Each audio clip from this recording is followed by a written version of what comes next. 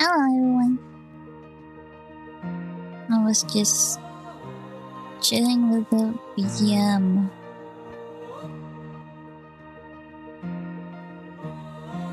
Okay, I checked everything and I think everything is running. Alright.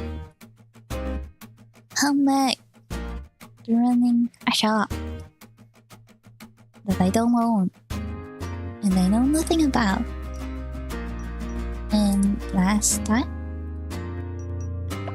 we left that, well, it was birthday apparently. Oh, there's day 2. Since we arrived at Tuesday. Last time we kinda saw the ghost. Kinda saw the ghost from our attic. No. Are we living in the attic? I'm not sure. That's okay. We saw a ghost that was on where we sleep. And they said some scary words and we broke glass. And breaking a glass, I'll have to chat. I think I should move the chat. Just for this stream. I'm moving it more closer.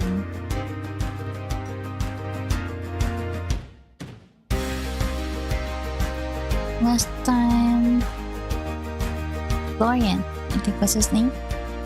We scared Florian away.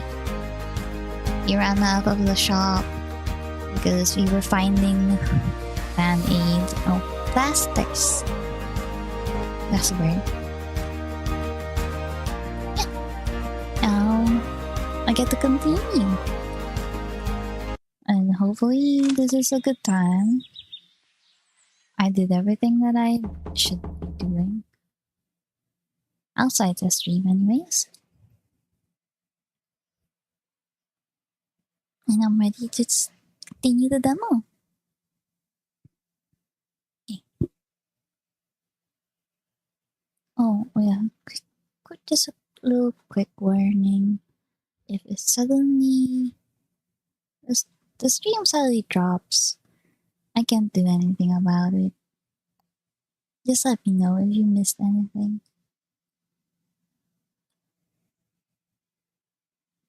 Okay, I might.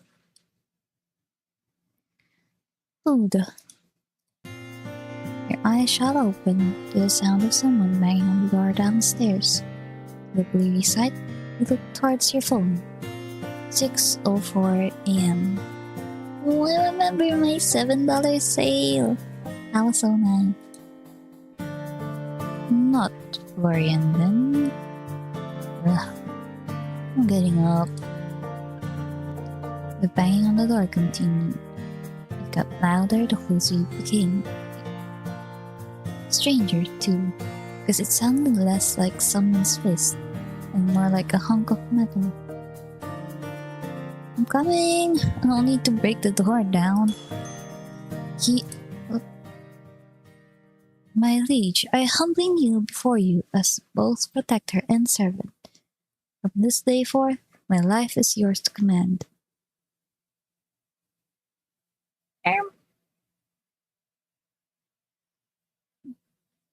Did our aunt not tell us that he had a knight guarding the store?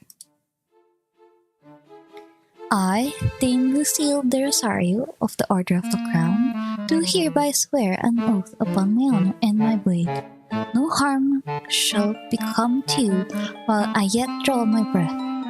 Your enemy shall be mine, your struggles mine to shoulder. Okay, thanks. Hello, Dame Lucille. What the hell? The mysterious knight lifted her head, looking directly towards you. You thought. It was hard to tell with the whole helmet thing going on. Even if it shall cost me my life, I shall stand by your side. I ask nothing in return but the chance to serve a worthy cause. But my oath, I shall be your steadfast shield and your royal sword. Okay, I like that. Thanks. Yeah, that's me. That's me.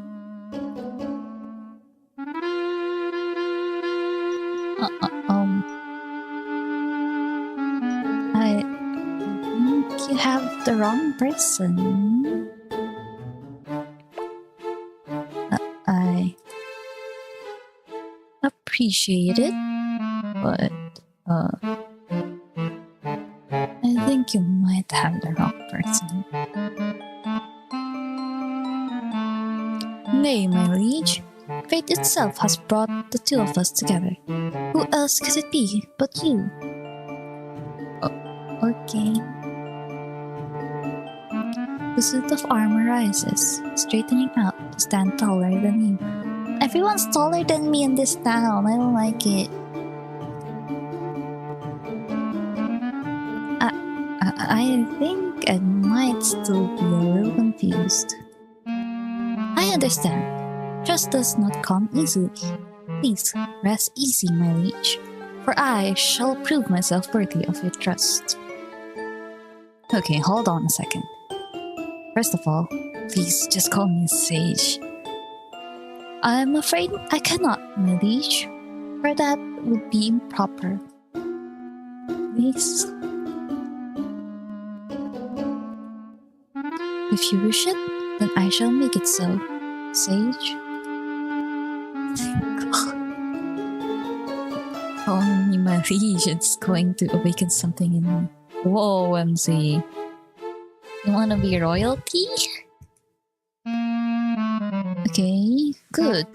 Now, what's with the whole get-up? Get-up? The armor? My deepest apologies. It was not my intent to arrive here underdressed. I beg your forgiveness. What do you mean underdressed? You're in a full suit of armor. This set hardly more than ceremonial. This set is hardly more than ceremonial. Lady Sylvie gifted it to me as a gesture of goodwill, and I wear it with pride. Alas, it is ill-suited for trials of battle. Oh, then not for a guard, then. Why do you wear it then? Oh. A fine display to be sure, yet lacking in weight and reinforcement required of true combat gear. Okay, so this is display.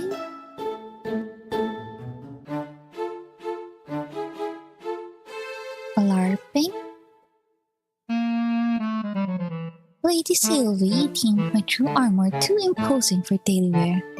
Intimidating, I believe she said. Rest assured, should the need for battle arise, I shall be ready. The armor gifted by Lady Sylvie may shine with splendor. The true steel lies close at hand, prepared to serve. You know my aunt? One moment. The knight tilted her head slightly, then reached up to pull the helmet free from her head. For a moment, her face was obscured by the shadow of the morning light, but then she shook her head. Oh, she's so pretty. She's so pretty. We watched on in amazement as waist-long hair tumbled free in long waves, brushing over the polished shoulders of her armor, framing a serene, resolute face. So pretty. Her eyes meet yours, clear and steady. Holy shit. Where did all that hair come from? I feel like there's so much to unpack here. Please forgive my dramatic display, Sage. Helmet's too little to flatter, but duty requires practicality, even at the cost of appearance. That's very true. To answer your previous question, before making your acquaintance, I was in service to Lady Sylvie. With your arrival, it passes on to you. Do not fret, I will not stand in your way. You will hardly know I am here. But while you are in this town, I will protect you and the store with my life. I'm not totally sure that will be necessary, but thank you.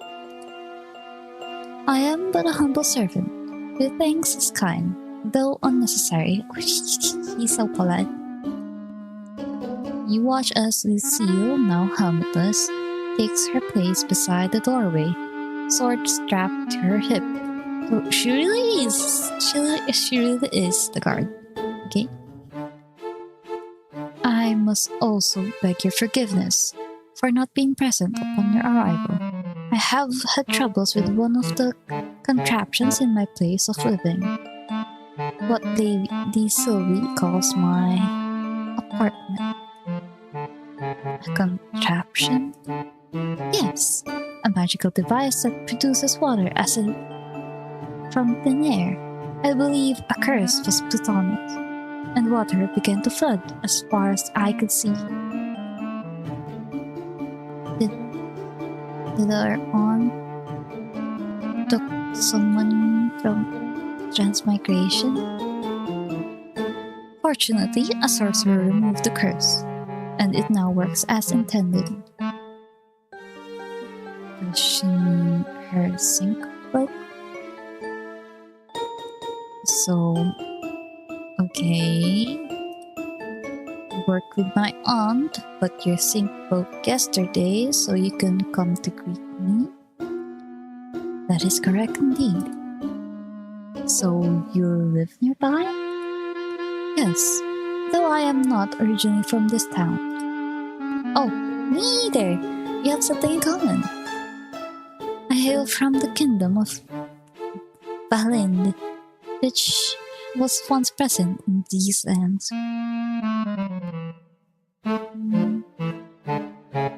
Never mind. I see that you are still in your night clothes. You require help in dressing. Oh, please. Huh? Are you offering to undress me right now? I believe that getting dressed requires one to first be undressed.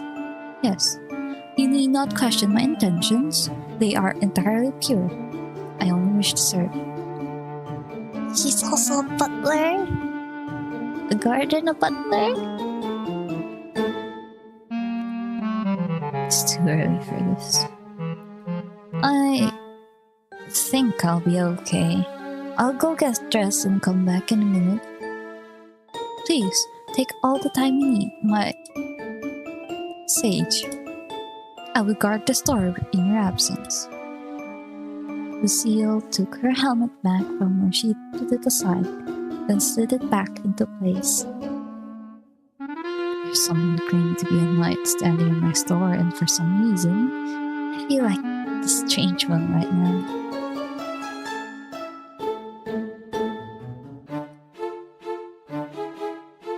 I need to make sure. Yeah. I was running a new setup on the YouTube side, so I'm not sure if the stream is running. Just making sure. It's a little paranoid. We continue.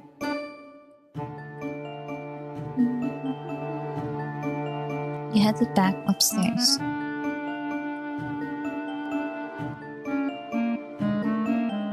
Slipping off your pajamas, you shook your head. You'd never met a knight before. You were beginning to feel like maybe this was all one long extended dream. To be honest, I kinda dig it though. I did want things to be different, right? Can't get more different than a knight waking you up at 6 in the morning. and pledging allegiance to you. It's alright. Lucille still stood by the door. Posture perfect. Oh, I envy that. I'm shrimping. She almost looked like one of the antiques on display.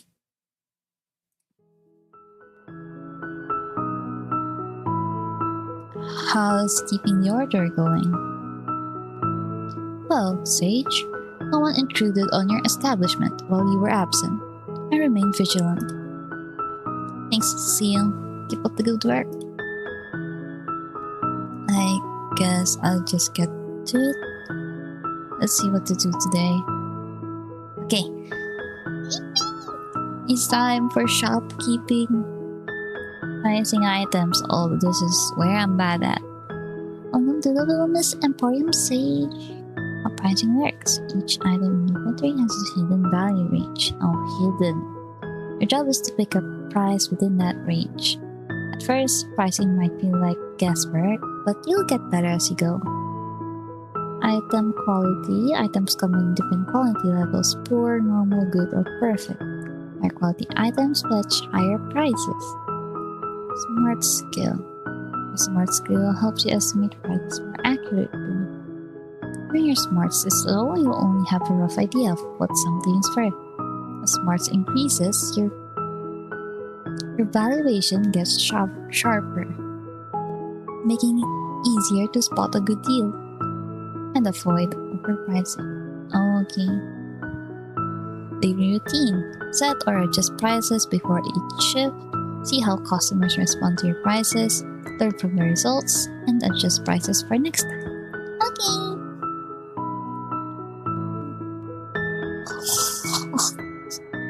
I saw the bills right away. We're so getting bankrupt.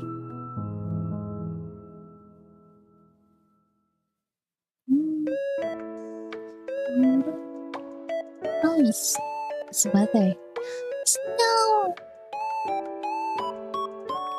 Partner will cannot drop items to your schedule. Florian, nap please. Oh, I want this job. I want Florian's job. Oh, I think we cleaned the store in the morning. Then at the counter in the afternoon. I think there's more people in the afternoon. And we open shop. I didn't price my things. Did I miss it?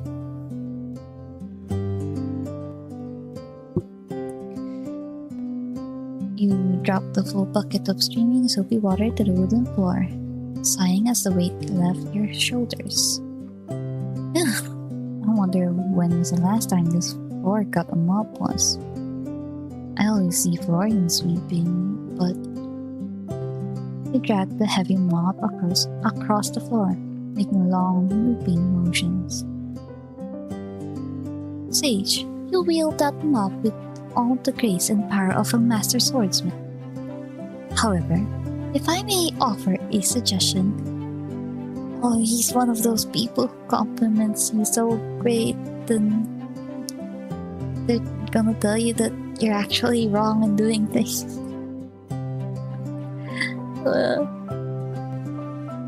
I'm so scared.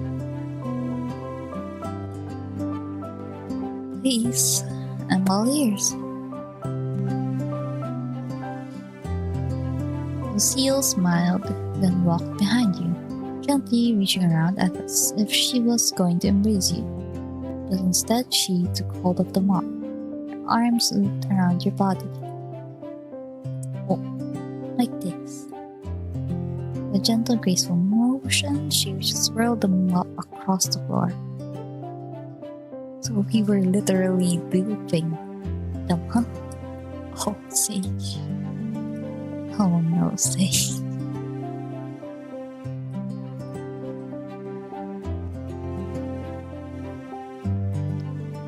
The secret is not to swing, but to caress.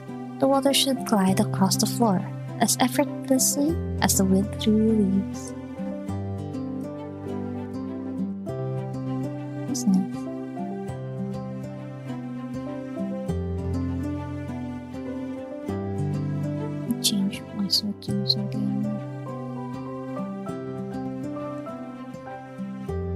just started and I'm getting eepy. Must be the cozy music. I didn't realize mopping was part of being a knight. A knight must be able to wield any tool with grace. As long before I was allowed to hold a sword, I was instructed to hold a broom. So you're saying that once I've mastered the mop, you'll teach me how to swing a sword? It will be the greatest honor. I suppose that means you'll have to stop hugging me then. It's a bummer. At that, she pulled back suddenly and sharply, retracting her arms and standing upright. My apologies, Sage. That was not my intention. Please forgive my impropriety. No, it's fine. It's not every day a beautiful woman holds me close. I should be thanking you. Lucille turned and cleared her throat. There was a slight pinkness to her cheeks. Inwardly, he laughed. It was such a delight to fluster Lucille. He took the mop back in hand and tried to apply her technique. Oh no.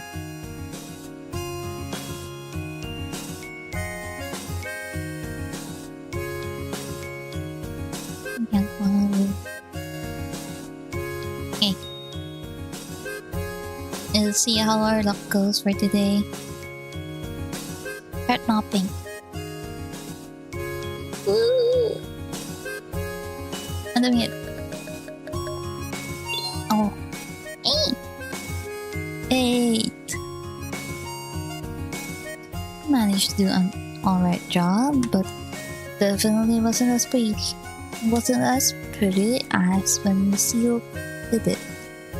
Still, we suppose the floor was cleaner now.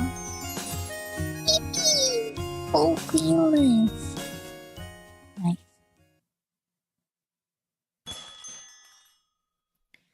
The door chimes rang as someone clad in protective gear once again entered the store. You look down at your watch. 11:58 a.m. Perfect time for a break. Oh! Different kind of protective gear then. I thought it was Lucille again. Morning. Sir Florian, one can hardly call it morning any longer. Did the morning sun's rays offend you so grievously you cannot bring yourself to join us until they have waned? Lucille crossed her arms, the distinct sound of metal scraping against metal. She looked menacing like that with her helmet still on. Florian just shrugged. It didn't seem he found her menacing at all. Yeah, nice to see you too. I don't know why you're acting all surprised. I've always started in the afternoon. Look at them both, covered from head to toe. I'd join them if I could, really.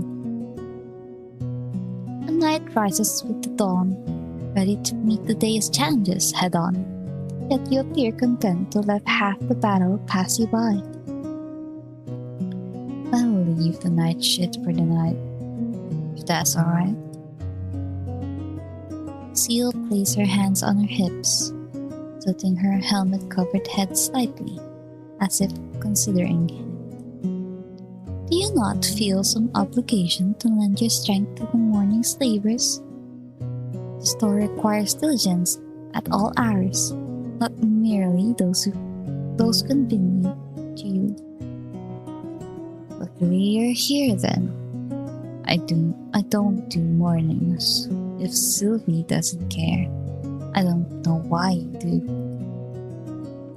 Very well. If your current arrangement serves the store well, I shall not press further. But do consider that your efforts, no matter the hour, reflect your honor and dedication to this establishment. I smell something burn. And that's not usually a good sign since I'm usually the one who smells it. I will go check that, so...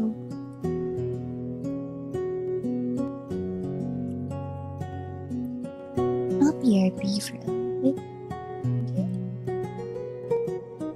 Oh, I'm BRB. Putting on my forehead so you can see. I'll BRB. Just make sure nothing's burning.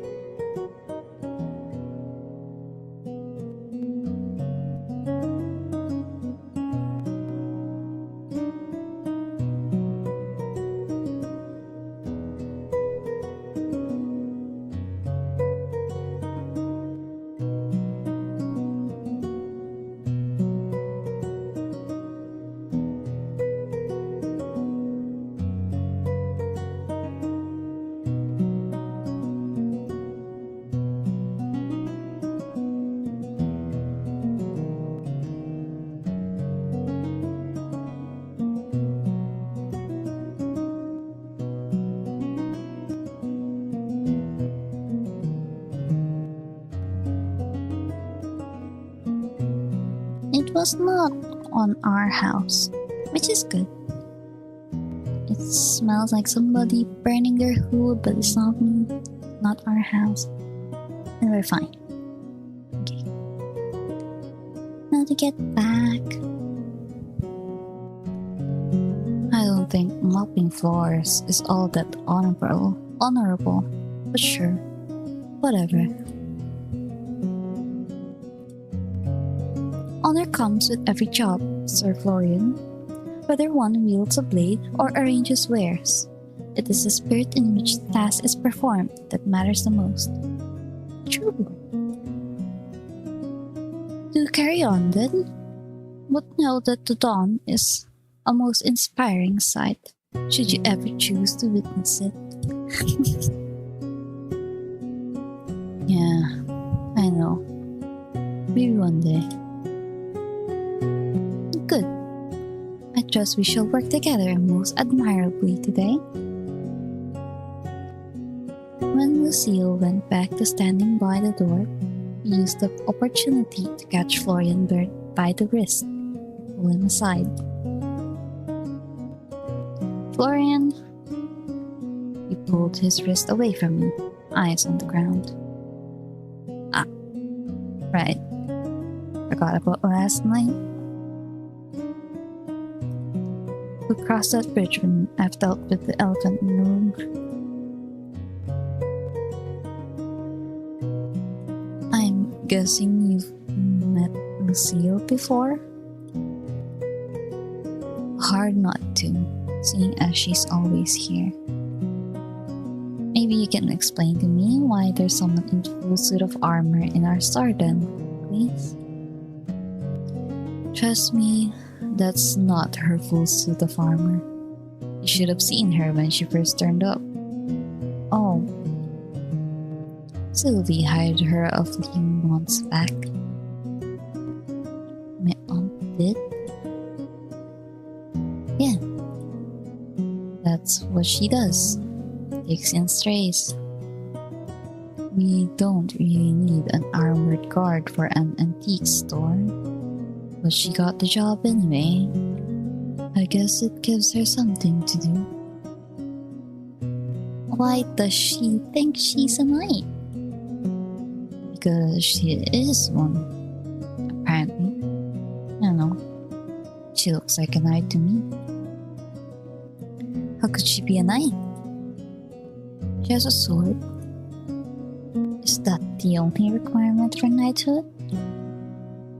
Okay, fine. She has a sword. I can't argue with that.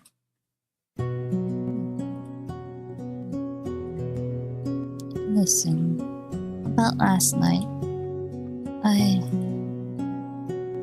Florian looked back down on the ground again, avoiding eye contact for a few moments, before sighing and looking back to you.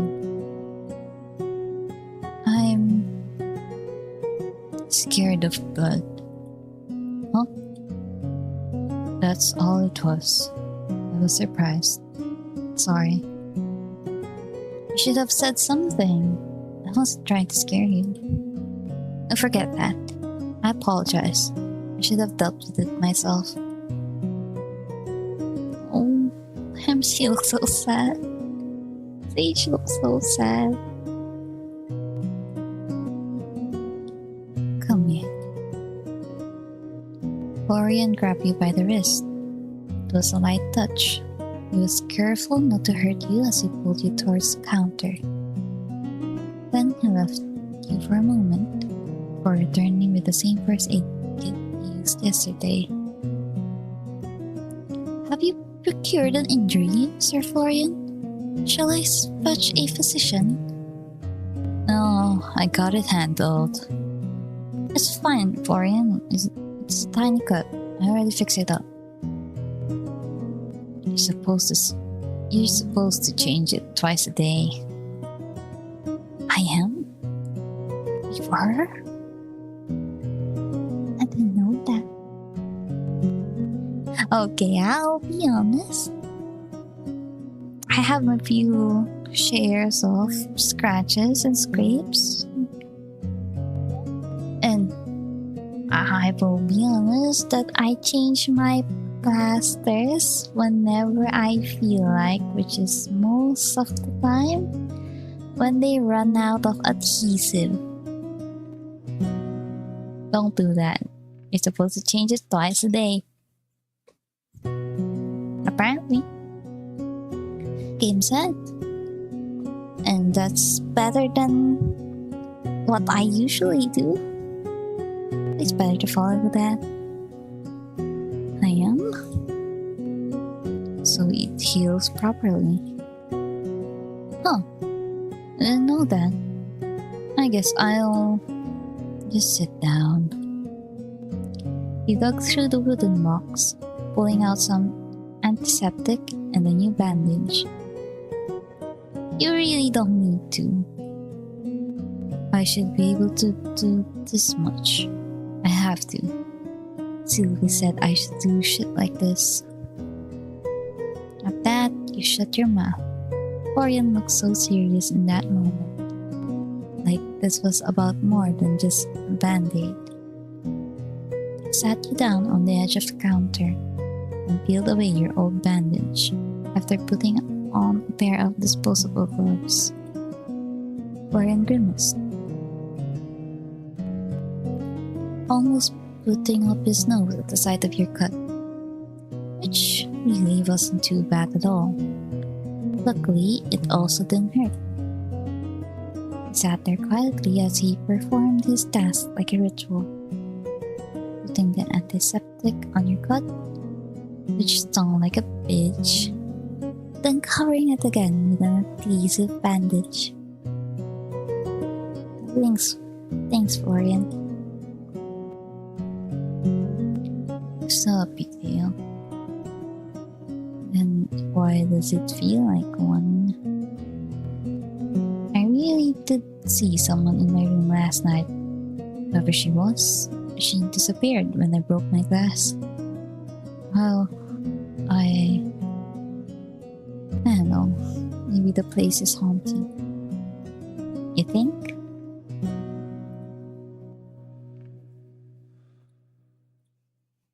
Or maybe you just imagined it. Anyway, I gotta get to work.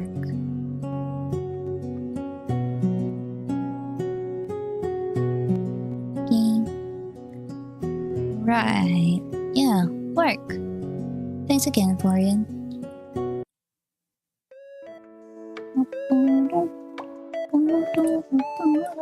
Ah! There it is, the pricing. Oh, probably not haunted. It stares back. Who will win the staring competition? And oh, it's a plate.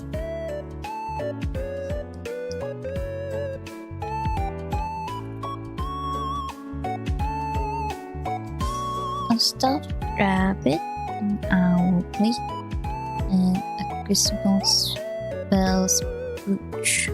Wearing this can be Christmas all year round. They are all common items. So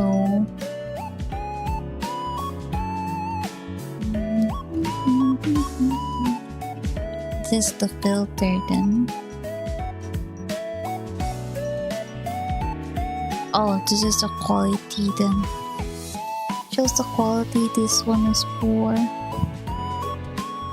Oops. I touched something. I opened something in my phone accidentally. Closing it.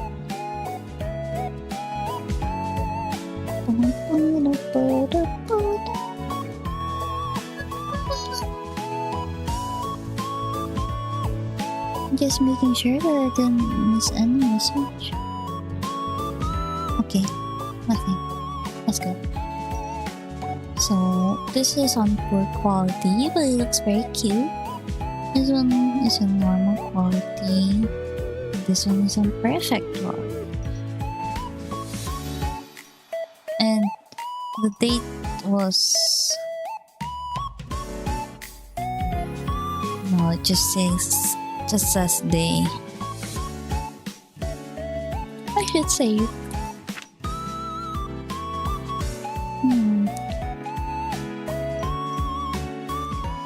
So this is $1 to $17, $6 to $87, and $5 to $87. I don't think it's the holiday season yet. So it's a perfect item, almost 87. I'll put it at 70. And this one can be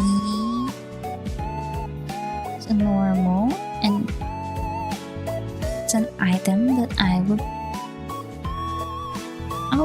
not be buying. I like how it looks. Normal but common. Just shows paid 0, so let's put 65. We need money.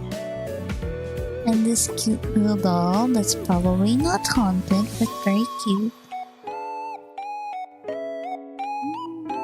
1 to 17. Let's put it at like 10. $10 stuffed toy that's probably not cursed. This is too closing. I put it at 5. Game. I'm done. Get seated behind counter, ready for today's customers. Oh, hello, Ken. Fantastic day to you too. Bells chime and a customer comes inside. Welcome. Vintage soft rabbit could be amused behind 1,000 recipes. You can't resist. Consider it purchased with gratitude. I hope I'm not running the store into bankruptcy. Hurting such sweet sorrow, but I shall sweeten it with anticipation of my return. Okay, Ken. See you next time. Customer leaves the store. I'm not Grand Sylvie. Okay, welcome.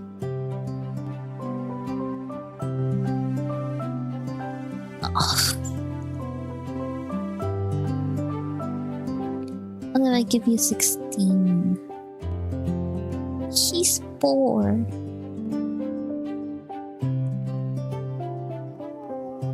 And I've just gave it a 55. I think. Oh, what's his name? Let me check. What was his name? Emmett. Oh, I was right. Cute. Vimy and Ken. There's 2 more. 2 more more to me. This is one is the ghost, and another one I don't know. Do I sell her? I mean, did I pay for anything for it?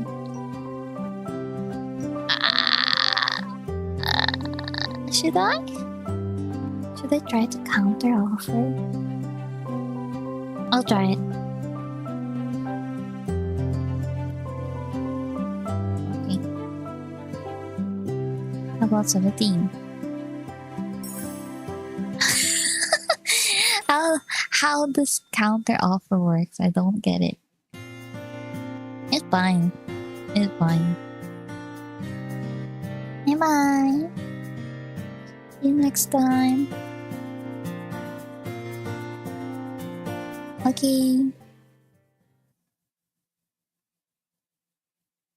As the sun crested the horizon and the day slowly turned to night, turn your open sign to close.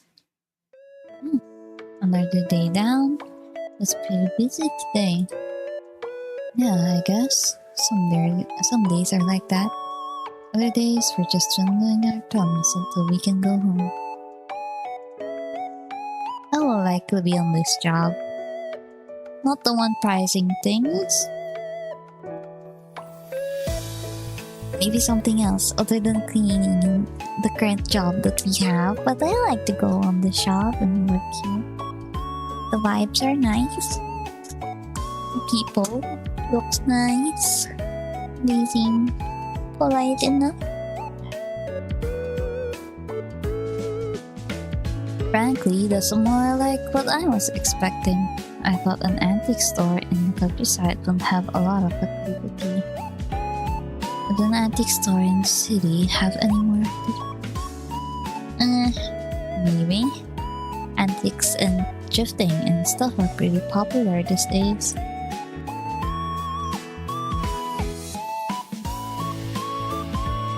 Need to make sure I have this open.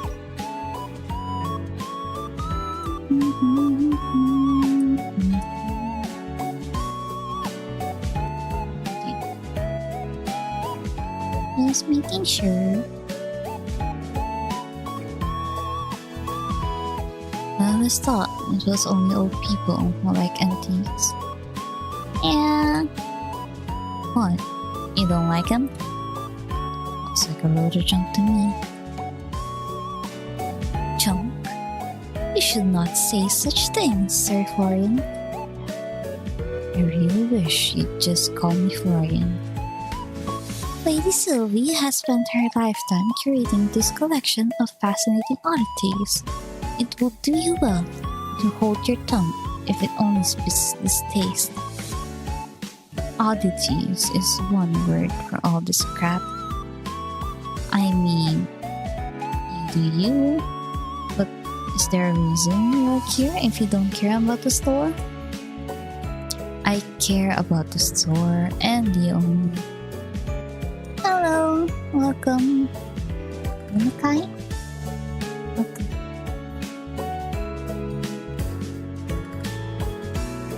I don't care about the antiques. Your aunt helped me through some shit. Gave me this job when I had nowhere else to go. I appreciate that. I'm doing well. I hope you are doing well too. Since you're new here, please do read the pinned message. It is just a reminder to read the chat rules on the Twitch chat. It's on my About. It's on my Twitch channel. But there should have been a pop-up for the first time chatters in Twitch, so I'll be read that then. Just follow the chat rules and it's fine. Just listen to me and practice speaking out loud. Everything is new to me. No. I just started.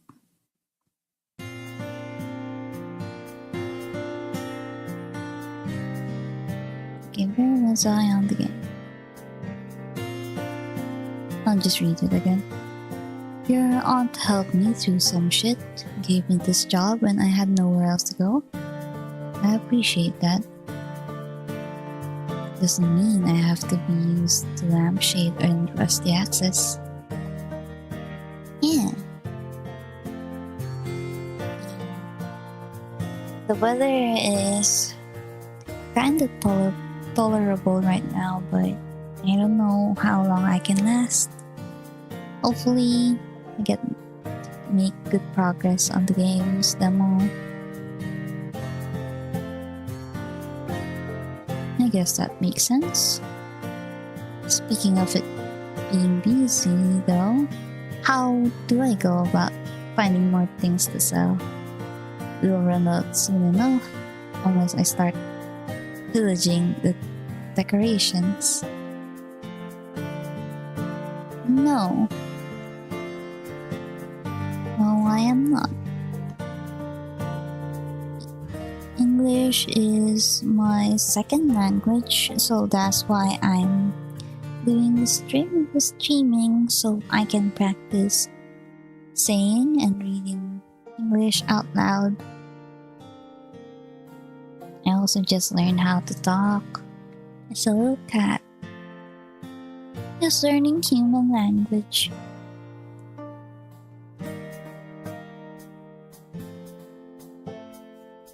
I do my best to practice every day, and usually for my stream.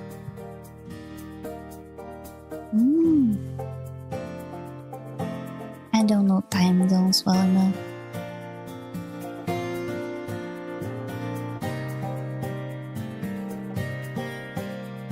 Oh, I'll just give you this once.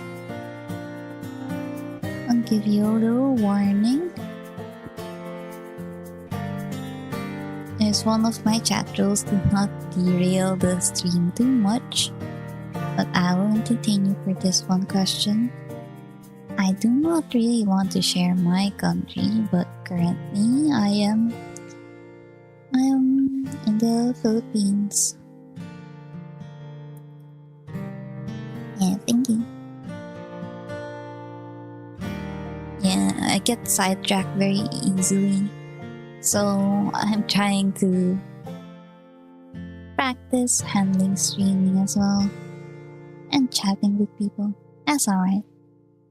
Just a little warning, because I keep forgetting what I am usually doing.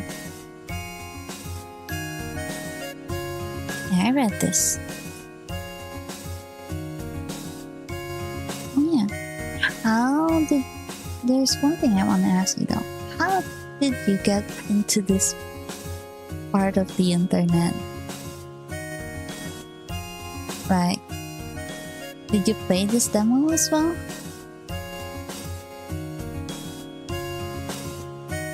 I don't know. Go steal from someone's trash can. No, don't do it. Do I look like a raccoon to you?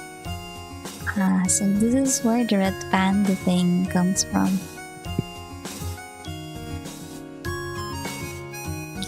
I like that.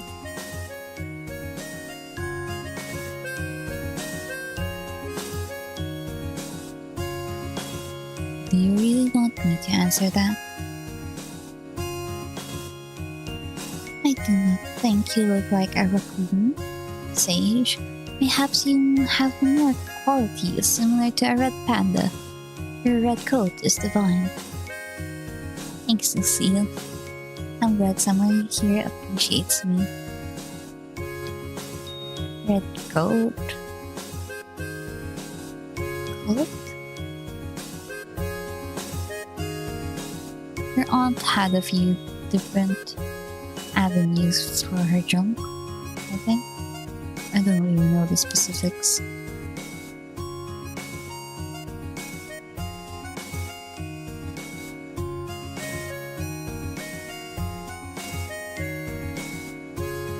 She does have an attic filled with it though. You can pick through that. Might find something.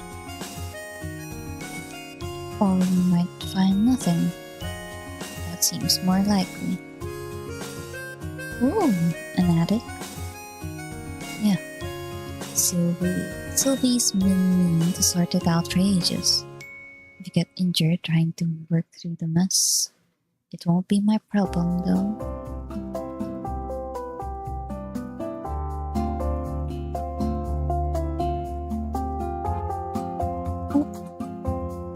Got a new message.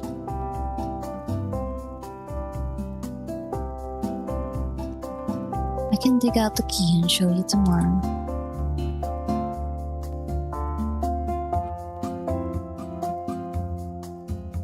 Thanks.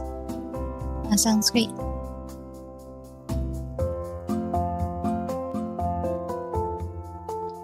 At that moment, your stomach let out a low rumble. Alright, are you guys talking? The chef guy? Yeah, I guess. He couldn't sound less interested. Florian rubbed at the back of his neck, looking away. He's nice or whatever. We just don't get along. I don't know. Guess we're too different people or something. Sir Kin is an excellent cook who makes feasts fit for royalty. Lady Sylvie did well in seeking his companionship. Interesting.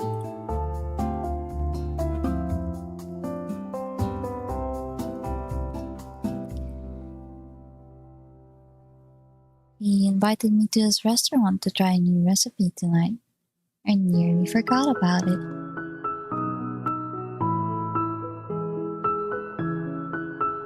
Have fun with that. Oh, not even a little bit interested?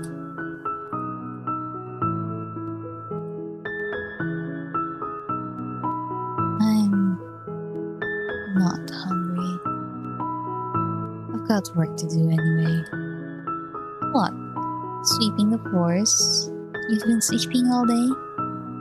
It'll be fun. For you, maybe. Anyway, bye. Have fun or whatever. With that, Florian left the room. Lucille? I would be honored, Sage. In truth, I had already considered offering to accompany you, should you require a guardian for the evening. It is only fitting that I ensure your safety, even over a meal. It's just dinner. I don't think I need a guard. Just a friend, if that's alright with you. A knight's duty is not bound by circumstance. Whether it be at dinner or a battle, I would gladly be your shield. But, friend, indeed, I would enjoy the company. Perfect! I still haven't managed to take a look around town, so having a guide will save me from getting too lost. Sir Florian has not offered to show you around the settlement, truly. Well, then please allow me to escort you through the town and show you its finest landmarks. No harm shall come to you while I am by your side. Sounds like a plan to me. Let's make a whole night of it. A night of it? I meant... Sure, a night of it. Silly. The town of Willowmist glowed softly under the moon as you and Lucille stepped out onto the main street. The air was cool and fresh, carrying the faintest hint of blooming jasmine and the earthy scent of the forest just beyond the town's edge. Somewhere, a distant clock chimed the hour, its tones mellow and hurried. Couldn't help but think that time seemed to feel slower here. There really was no need to rush, was there? It is a brilliant night for a stroll. Though the weather has begun to cool off, remnants of autumn still remain. leaves crunch under both of your footfalls pleasantly, singing farewell to their passing season. So, Lucille, how long have you lived in Willowmist?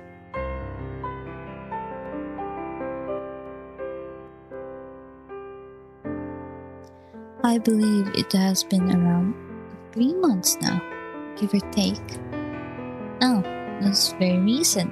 What brought you to town? It is a long and peculiar tale, Sage. One I am not certain you will believe, but if you wish to hear it, I shall tell it truly. This must be related to why she thinks she's a knight. I'd be happy to hear it. Very well. Months ago, I was not in Willowmist. In fact, I was not in this world at all. At least, not as it is now. I hail from a time long past, an age of kings and castles, of honor and oaths sworn beneath banners fluttering in the wind. Stared at her, still trying to gauge whether she was pulling her leg or not. But Lucille looked completely and utterly serious. I was engaged in the most dire battle when the world itself seemed to shift up beneath me. One moment I stood upon the battlefield, the next I awoke amidst the unfamiliar sights and sound of this town. She was transported. She was isekai'd here. But how? That's... I'd like to think I'm easygoing, but time travel is a lot to take in. I understand your doubt, and yet I have no reason to deceive you. This armor, these weapons, even my manner of speech, all relics of an age long forgotten. Surely you have noticed their antiquity. You're being serious, aren't you? I swear it upon my honor.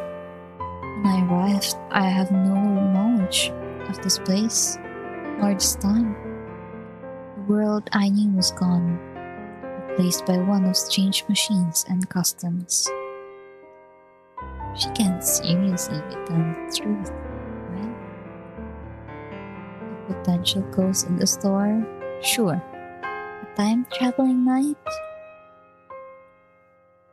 But I guess she really doesn't have a reason to lie to me.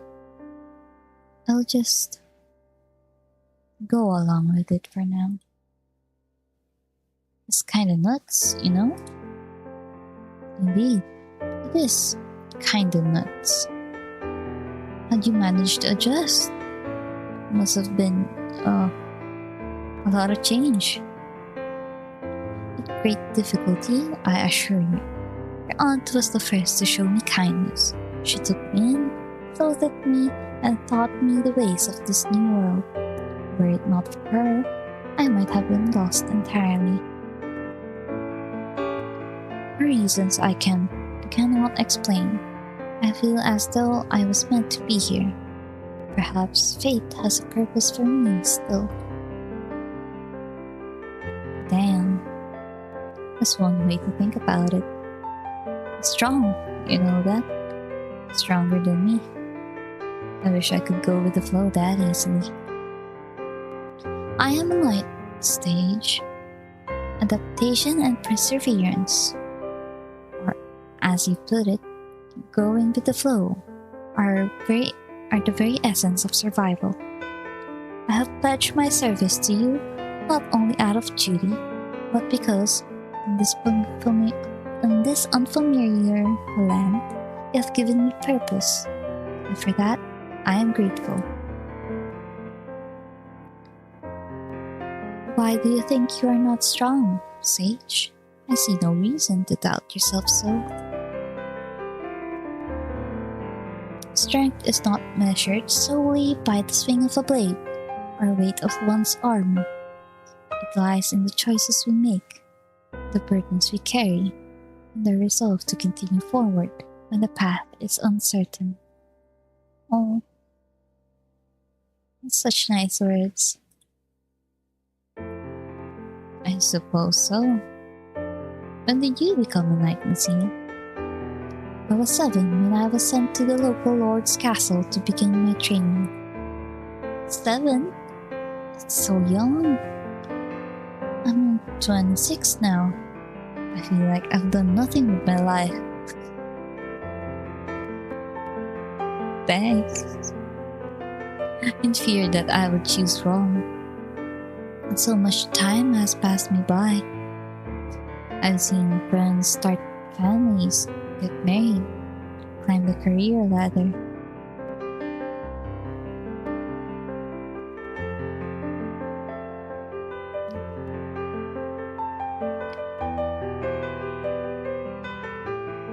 Yeah. I'm on this part of the life as well.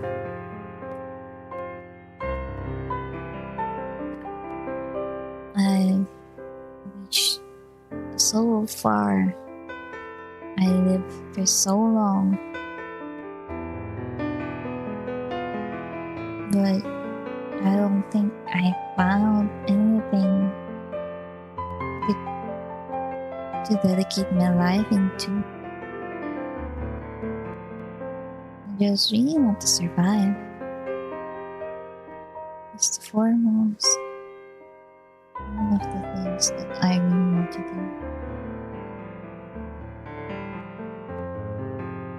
But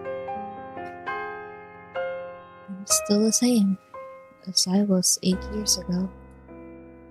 Is that why you chose to come to Willowmist? It felt like something I could do, a choice I could make. So, I guess so. When I began my training as a squire, a trainer once said to me that there is no shame in fear, only surrendering to it. Yes, so much nice words for me.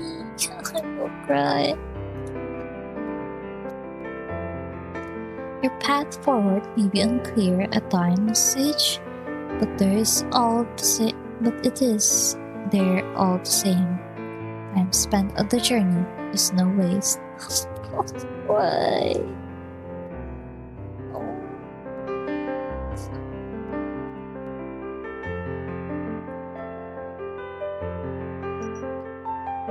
Why is there a heart?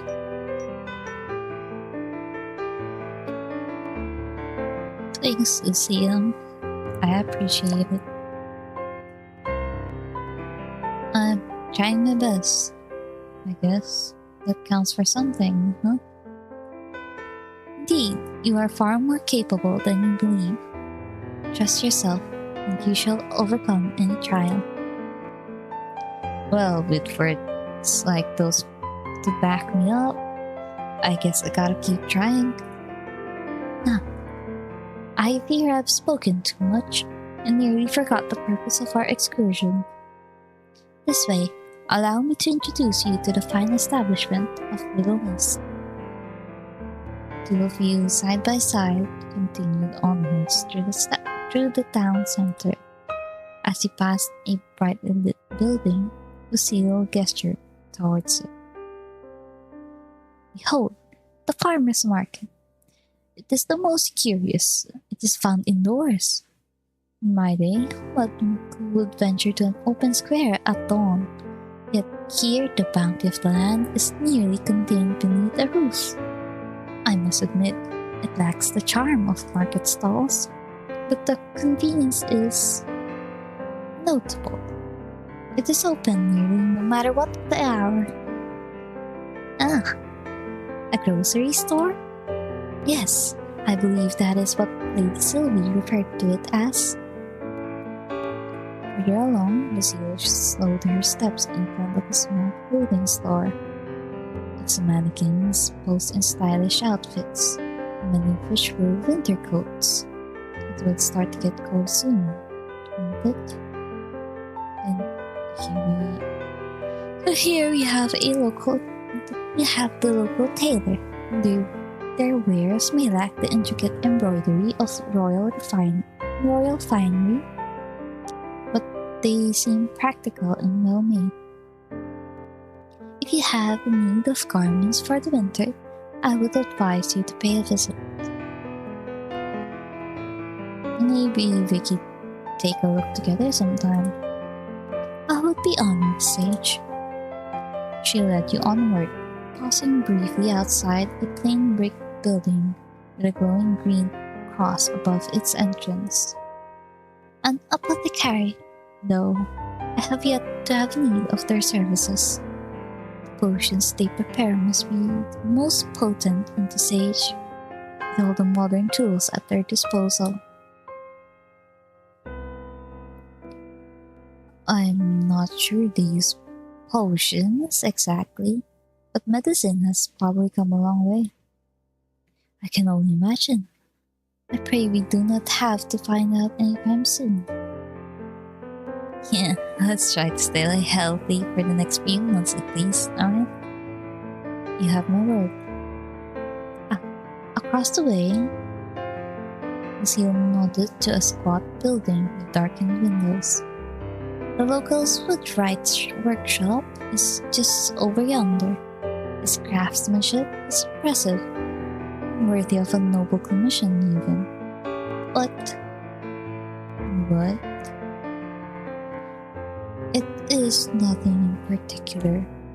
The master crafter simply gives me a sense of unease I cannot place. I do not doubt his skill, but there is certainly something about him that seems unnatural. However, in this town, that is not such a strange thing.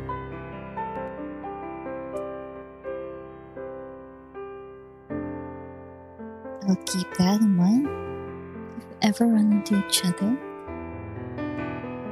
You humble me by taking heed of my words. My thanks. Now, Sir Kin's dining establishment is just ahead.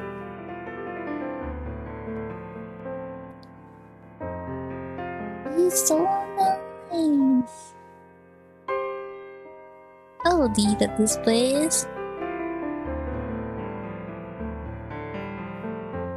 I would even go for a walk just to get here. The atmosphere of the night seemed to change as you stepped into the Silver Oak. We were surprised to find it mostly outdoors. But that surprise was certainly not disappointment. Strings of twinkling lights crisscrossed overhead, casting a soft golden glow.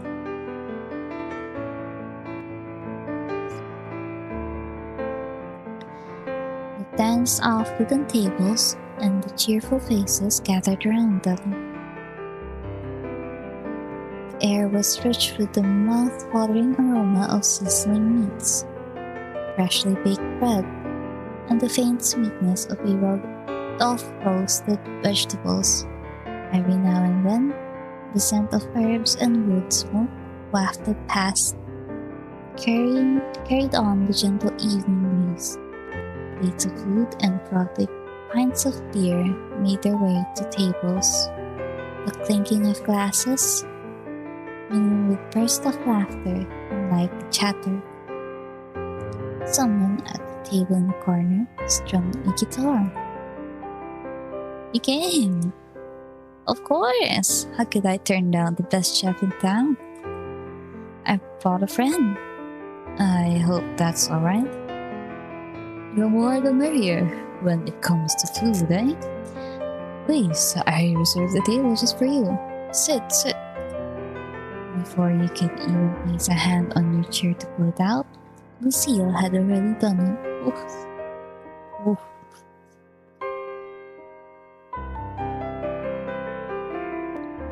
Allow me to do that for you.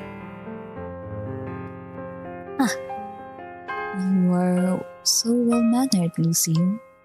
The world would be a better place if we had more people like you. It would really be. I only help where I can, Sir Kin. To drink water. Doing Lucille's uh, doing the way I read Lucille's dialogues takes a lot.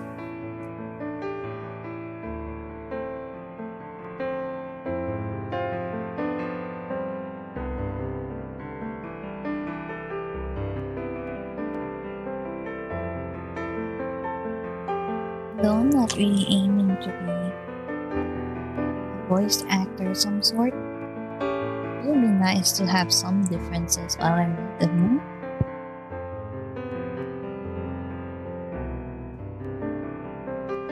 And so humble too. Please sit and enjoy the atmosphere. Deliciousness awaits. Sat down and Lucille adjusted your chair for you before crossing over to sit on the opposite side of the table. Her arm made a slight scraping sound, but you were impressed at how silent it was overall. Your aunt really did well picking that up.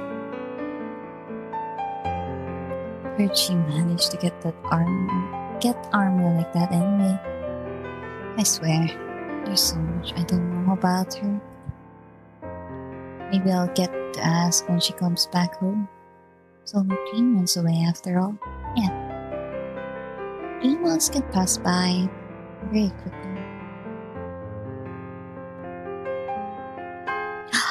Oh, so pretty! He's so pretty! Suji. You seem deep in thought, Sage. Oh, my bad. I was just thinking about my aunt. A fair topic to be consumed by. Your aunt is a wonderful woman. I'm almost jealous of you, Emporium, you know? Jealous? You do honestly know her better than I do. All we know each other from is letters. Even now, I haven't seen her in, 21 years? That is indeed a long time to go without seeing one's own family. Yet, I cannot deny the bond we shared through your letters. A connection nurtured by words alone is no less meaningful. That's right. So, if people discount your friends that you met online as separate from the real friends that you have in person, they're lying. Online friendships are just as valid as the people you meet personally in front of you.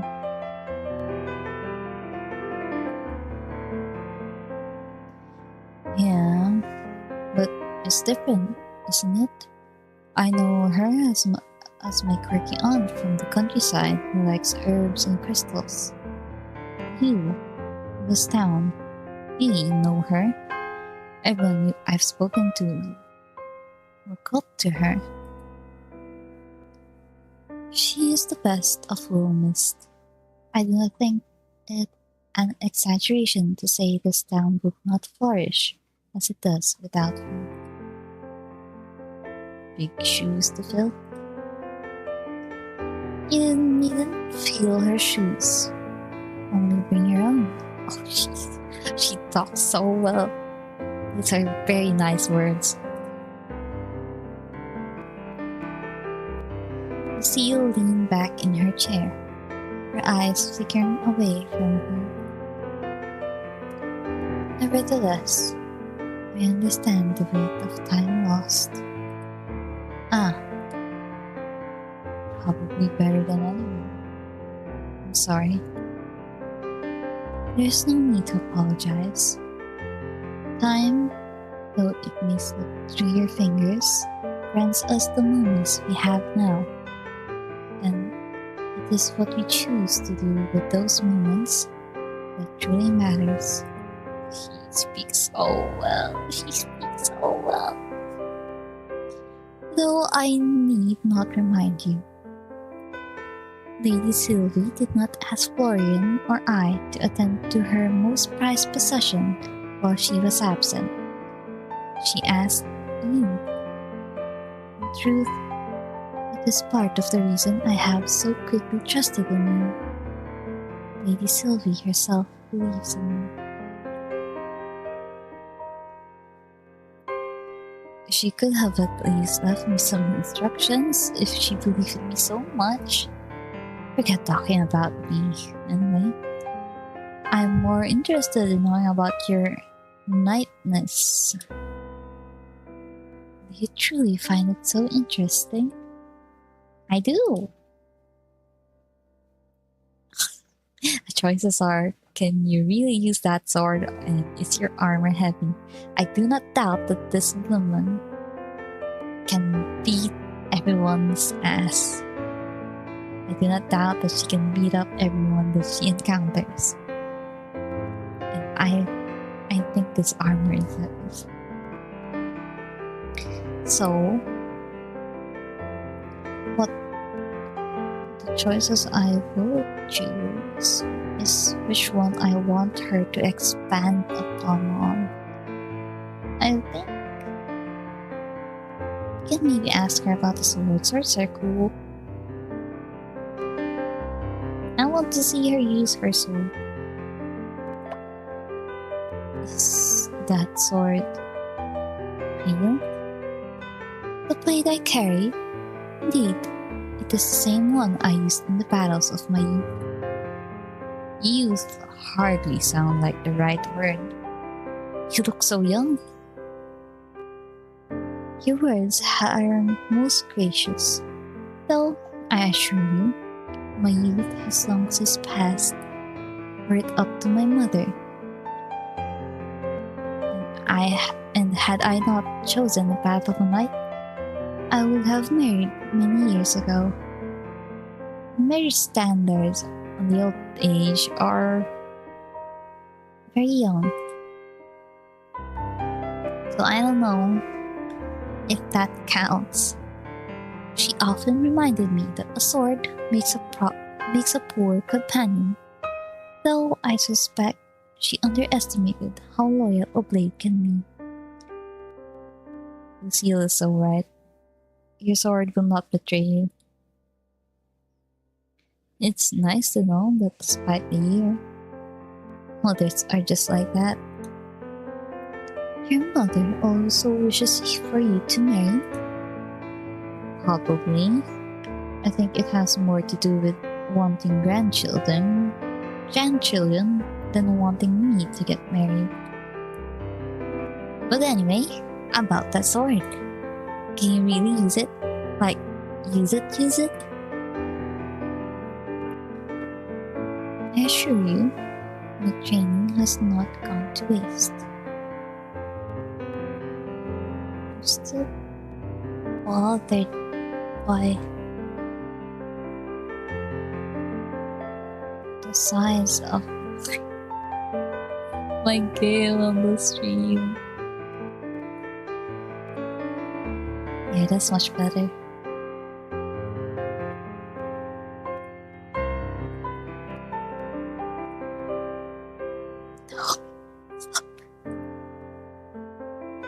It's not fair. There, I fixed it. I assure you, my training has not gone to waste. This blade has seen me through many trials. And though I pray it will not be necessary in this time, I am prepared to wield it should the need arise. Okay, I don't think I'll need you to stab anyone, but I do appreciate the offer. I will endeavor not to stab anyone in your presence. In my presence? What do you mean? Okay. Maybe just not at all. After that, she cracked a smile. I carry a sword not as an act of aggression, but a promise of protection. I would never harm another who was not deserving of it. I could hardly be called a knight otherwise. She's so right. You're making me want to see you swing that thing. I bet it'd be real cool. Yeah, that's why I chose that choice. I want to see you swing a sword. Perhaps one day, should the need arise, I shall demonstrate. Until then, rest assured that my skill remains sharp. Ooh, choice got updated. The new choices, so knights are allowed to get married? I mean, I also wanted to ask about the armor, so I'm asking about the armor. Is that heavy? It seemed like a lot to walk around in all hours of. Hold on, I confused myself. It seemed like a lot to walk around in that all hours of the day. For one not accustomed to such a weight, perhaps. But I have borne this weight since my youth. It feels as natural to me as air I breathe. That reminds me of something. Whenever I learned to go to school, I remember always carrying heavy stuff. My books, my bag is filled with everything I could put in it that I think I will need but didn't really need when the day ends.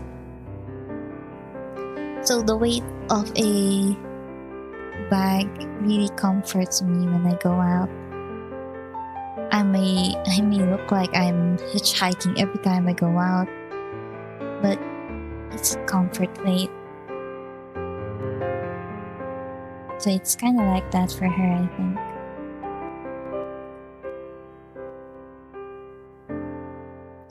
She glanced down at her polished armor, her expression thoughtful. Truthfully, this set is quite light compared to the one I wore when I first arrived in Willowmist. That armor was forged for battle, with heavy plating and chainmail beneath. And it carried far more than its own weight. Every dent and scratch held a memory, the field or of my training. They fear that even training, yeah, that will give you time to get used to it. Yeah. So this must be like casual wear to you, huh? In a sense, yes. I find it reassuring in a way. Wearing it reminds me of who I am, no matter how strange this time may seem. I don't think I could even stand upright in something like that, let alone move around so gracefully. Yeah, if they put me in armor, I think I'll just collapse on the way. Grace comes with time and practice, my friend. Though I suspect you could carry it well, should you ever wish to try. Okay, we get to ask everything. I'm sorry, but I've gotta ask. Knights can get married? Indeed. Though there are some limitations, we may not marry commoners or people of higher status unless arranged by our lords. Oh, that's complicated. Huh. I guess I just thought knights had to, stay single, like monks or something. Not at all. Well, some knights do choose to forego forego marriage in favor of their duties, it is not a requirement. We are permitted to wed, provided the union aligns with the expectations of our station. So, what happens if you fall for someone who doesn't meet the rules? Then one must choose between desire or duty. It is not an easy decision, but a knight's honor lies in loyalty to their vows. How complicated. I just said that here. Here I thought modern dating was difficult. Such is the life of a knight, but I would not trade it for anything. Honor and duty are cornerstones of my existence, and to stray from them would be to betray myself. So,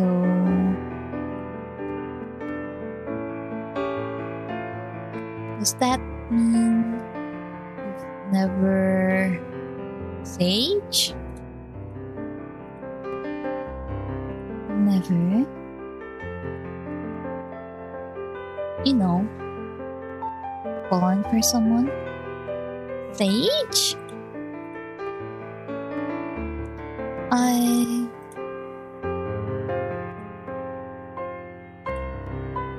Lucille's composure faltered for the briefest moment, her cheeks coloring faintly beneath her confident demeanor. No, I have always prioritized my duties above such matters. There was a little time to entertain the notion of romance. Whoa, a straightforward choice. So, what about now with a heart in it? Did you ever regret it? Then, well, maybe you'll get the chance one day. Maybe not. And for me, I don't know if I have it on my bio somewhere, but I am aromantic and asexual. So when people ghost to me for romance questions, I view it in a very logical standpoint. Maybe considering the feelings of my friend who went to me. But most of the time, the answers I choose is something like this third choice. Well, maybe you'll get the chance one day, and maybe not. It's fine. You can live life without romance. It doesn't kill anyone. And people were happy to have romance in their life, and some of them can live without it, or doesn't have to live with it. It may have failed, it may have succeeded, and that's just life. Honestly, dating when you're young is overrated anyway. Maybe you'll find someone in the future. Maybe you won't. Either way works. Truer words have never been spoken, Sage. Were I to continue as I am, protecting innocence and guarding the town, I would be eternally grateful. And if romance were to find me, I'd be fortunate too. Yeah, that's how you should view life. If you encounter it, suddenly then treat it as a gift.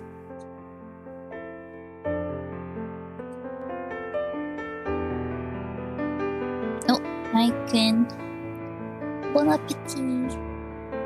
Dinner is served. Ken appeared as if from thin air, then placed 2 dishes down, one in front of each of you. what you saw would have been fit for the finest restaurant anyway. Creamy beaks were so red it almost surprised you. Oh. I never eaten a beak normally. I've had them on like vegetable chips, like dehydrated ones or dried ones. I don't think they were dehydrated, more likely dried. But I always see them, and I know people hate them. And I don't know why. I haven't eaten them, so I can't give any opinions on them. They just look nice. If it's delicious, then you will sing my praises through all of Willowmist. If it is not, then simply strike me down, as I could not bear the thought of serving our lovely Sylvie's family anything less than perfect. Okay, Ken. Well, she brought a sword, so let's hope it's good. Ah, I am near trembling in my boots. Please, taste. It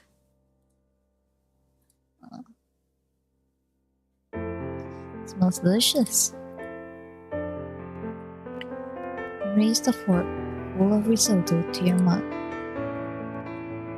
Never had risotto before either.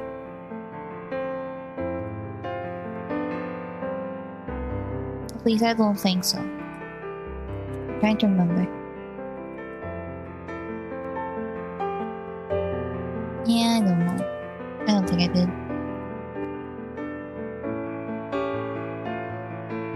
The creamy texture, the tender rice, the velvety sauce, it was beyond delicious. As you chewed, the earthy flavor of the roasted beets, almost sweet, filled your mouth. Sounds nice. Finn, this is delicious. Magnificent. You do not understand how that warms my heart so. I had worried for a moment my prep time was cut short last night. The full moon does things to a person sometimes, you understand? Ha! What do you mean? Huh? Nevertheless, enjoy. Fine company makes a meal even more delicious, right? You look back over towards Lucille, who seemed to be enjoying her meal just as much as you were. Oh, even the friend so nice.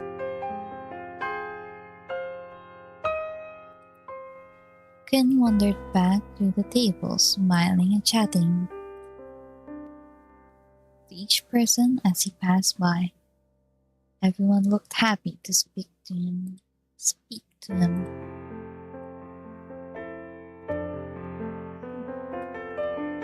He's really nice. Indeed, he's a noble man with a noble heart. We are fortunate to have him in Willowmist. Krishna, isn't this little thing that you are? That's all you are. But this background looks so nice. I like it. So, event 1, 2, 3, 4, 5, 6, 7, 8, 9, 10 will be the maximum romance route, maybe?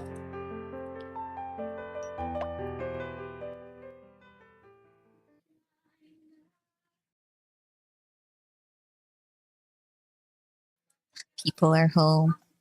I hear their noises. Well, I lasted like almost a 1.5 hour of silence. Just really talking to myself.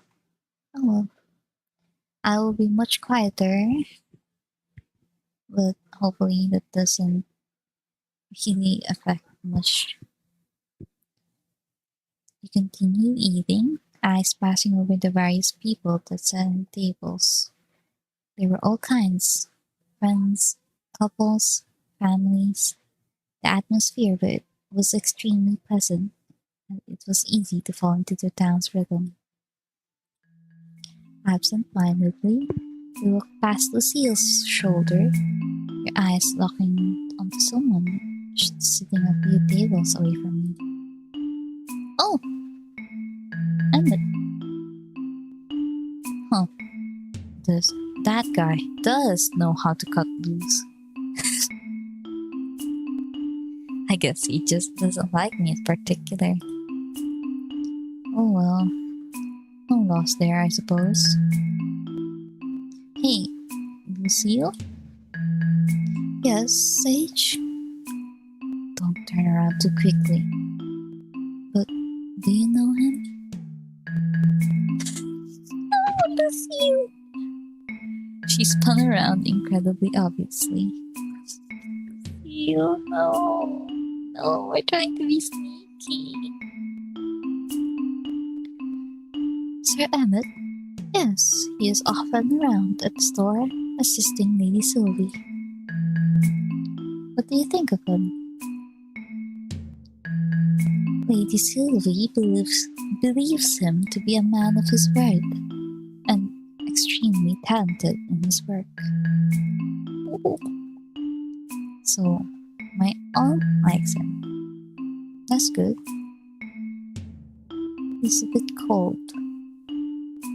As far as I am aware, he is like that with most people. Sir Emmett likes to keep a professional distance from much of the town. I'm gonna make that man my friend. Yeah, there were two choices. It's either gonna make that man my friend or well, he's lost. Nope, he's gonna be my friend. It's not going to be his choice.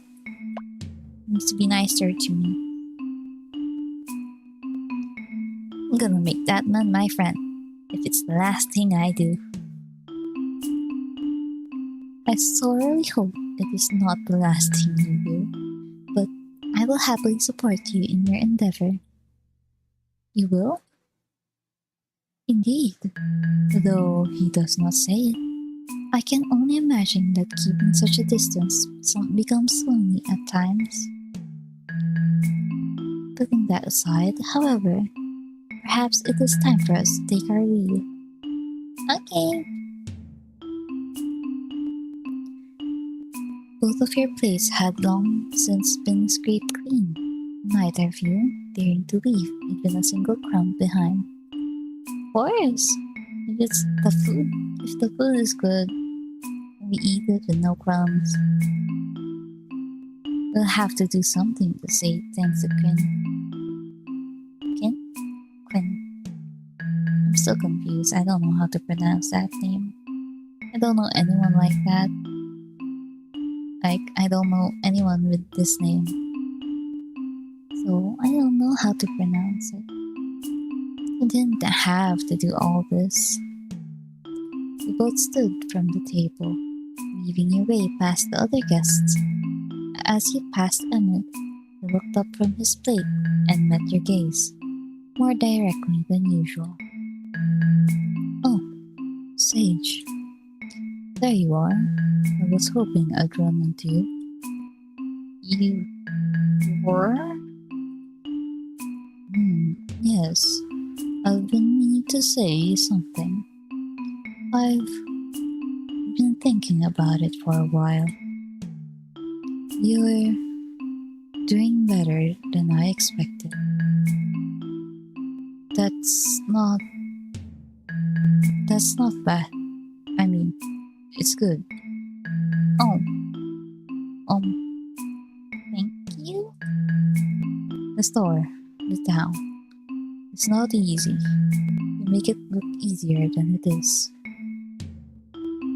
I don't think I've said that before. I should have. Yeah, he feels off. Are you feeling okay? I've never been better, Sage. Maybe a bit warm. Is it warm tonight or something?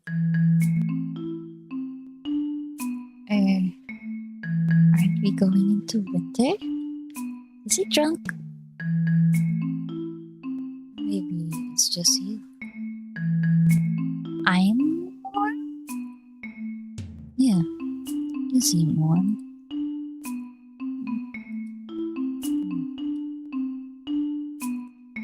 What was I saying?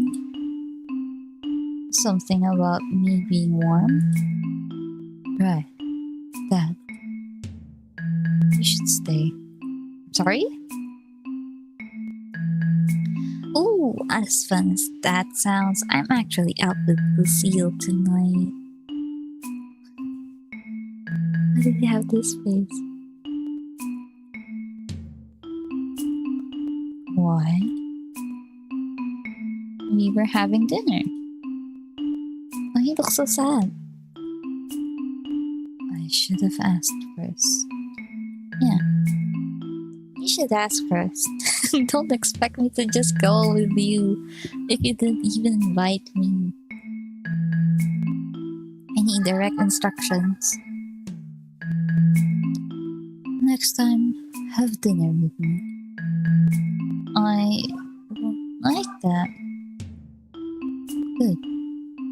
That's good. Get home safe. Don't forget you promised. Heard away with Lucille, waving thanks to Kin on the way out. Well, that was odd. He was so...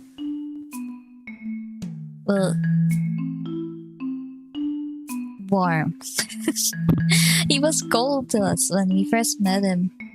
Well, he was a little bit scary to me, and now he's being a bit weird. Well, weird, like strange. It's very different. Lucille, I fear we may have just witnessed a real life, bona fide demon possession. Sir Emmett, you mean? He was being uncharacteristically amiable. Is it amiable? Amiable. Is it amiable? Amiable. I don't say that word too often. I don't see that.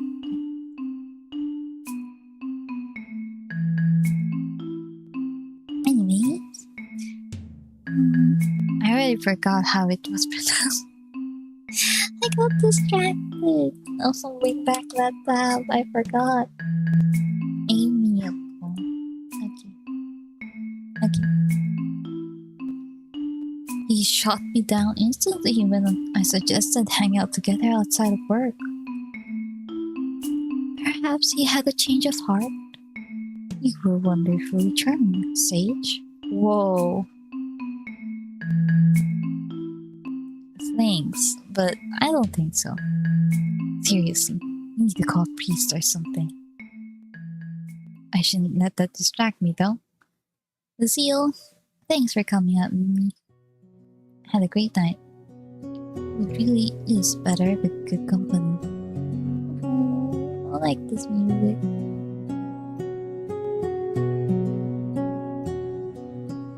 Better hunt it down.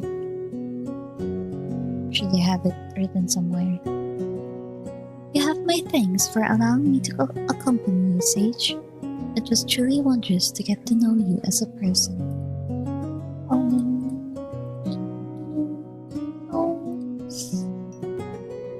I'm so nice. She speaks so well.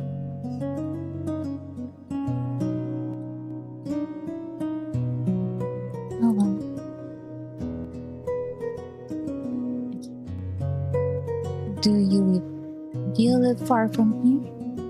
Want me to walk you home? That will not be necessary. Please, allow me to walk you home instead. As your knight, it is my sworn duty to ensure your safety. To allow you to escort me instead would be unthinkable. He's so...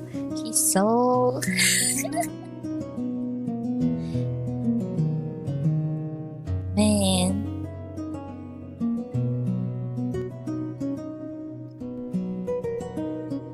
I'll feel so safe if she walked with me outside. Willowmist seemed pretty safe and quiet, though. I don't think you need to ensure my safety or anything. So far, we met a time traveler, and Ken might be a werewolf because he suggested something with the full moon. And Emmett acts weird at night. No, I shouldn't be saying weird. Acts very friendly at night. No. Does that sound right? No. It's just strange. It is a quiet town, yes? But, oh yeah, we have a ghost also. But even the stillest waters may hide unexpected dangers. As your companion, I cannot allow you to face the night unguarded. Seriously, it's like a 10-minute walk. Anything can happen in 10 minutes, Sage. I've been there. 10 minutes or 1 hour, it matters not. My role as your protector does not end when the sun sets. Please, allow me to fulfill my oath.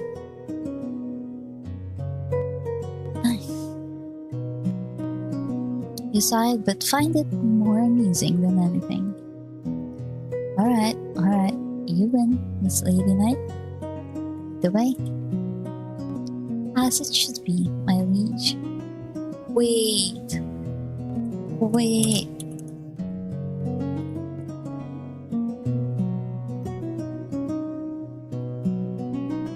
Is liege a very neutral term? Oh, would be very nice. Sage. Yeah, she slipped. Seal's voice softened, the faintest glimmer of a smile touching her lips as she gestured for you to follow. Together, stepped through the cool night air, quiet streets of Willowmist stretching before you. Right, Sage. It's so cute. There we go. I am now safely deposited back home. All is well with the world. Now I feel bad letting you walk home alone. Please, do not trouble yourself with such thoughts. Anyone even entertaining the notion of harming me, I would be able to defend myself. And Lucille is right, and I don't know if Sage can fight. And as you say, Willowmist is quite safe. Then you agree you don't need to walk me back. Safe or not, it is my duty to see you safely home. But I will admit, perhaps my insistence was not entirely selfless. I find that I rather enjoy your company.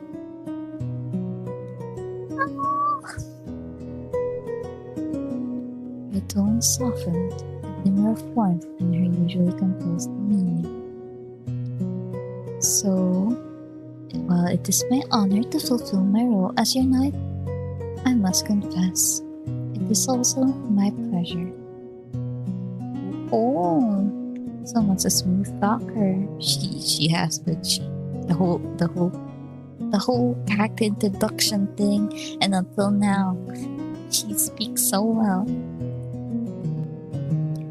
Only an honest talker, Sage. Oh. It doesn't help that you're being honest. You speak so well. Now that you are safely home, my mission is complete. I bid you good night, and with the hope that we shall meet again on the morrow. Oh, your words are so nice. Wow.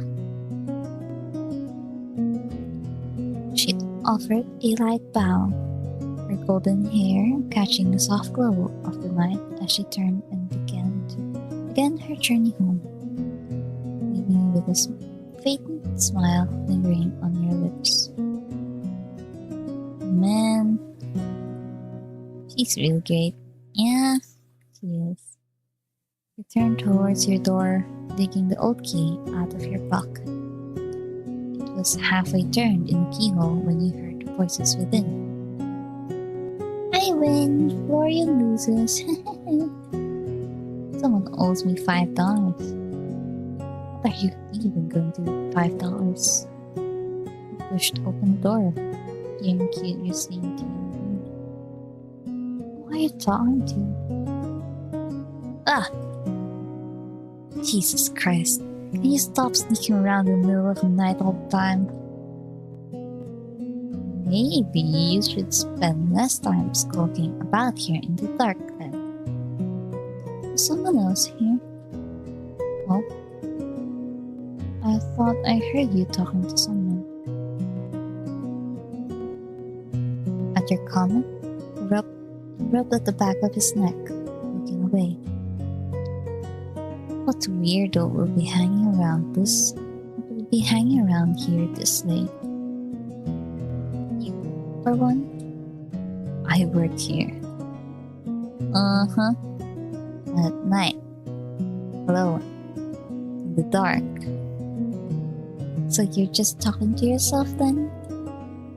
Guess so. Anyway, I'm busy. You sure look it. How was dinner? It was lovely. Quinn was an amazing chef. You really missed out, you know? Oh, you look so sad.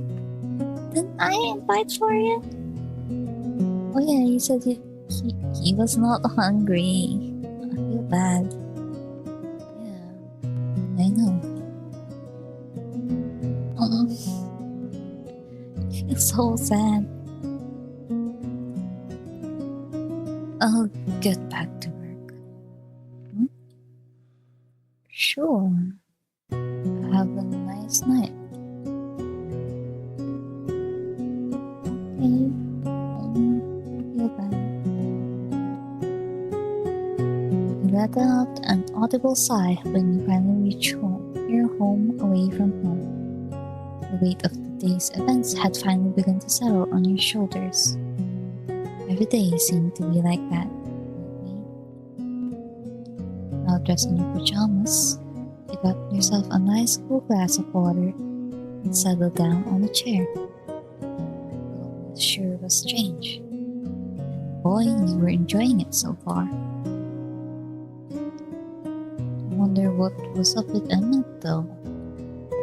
He said he'd stop by sometime.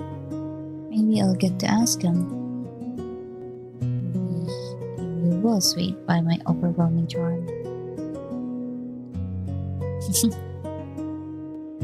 Gentle breeze reached you from the open window, and you closed your eyes, leaning back and enjoying the feeling.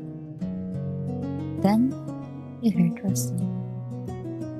Opening your eyes, you saw a piece of paper of some kind drifting on the wind, before settling on top of the wardrobe. What the? Man, I'll close the windows if trash comes in on a breeze. You stood. Then you made your way over the dresser, which you now realized was far too tall for you to reach the top wall. Great. I'm going to be stuck with trash forever. That won't annoy me at all.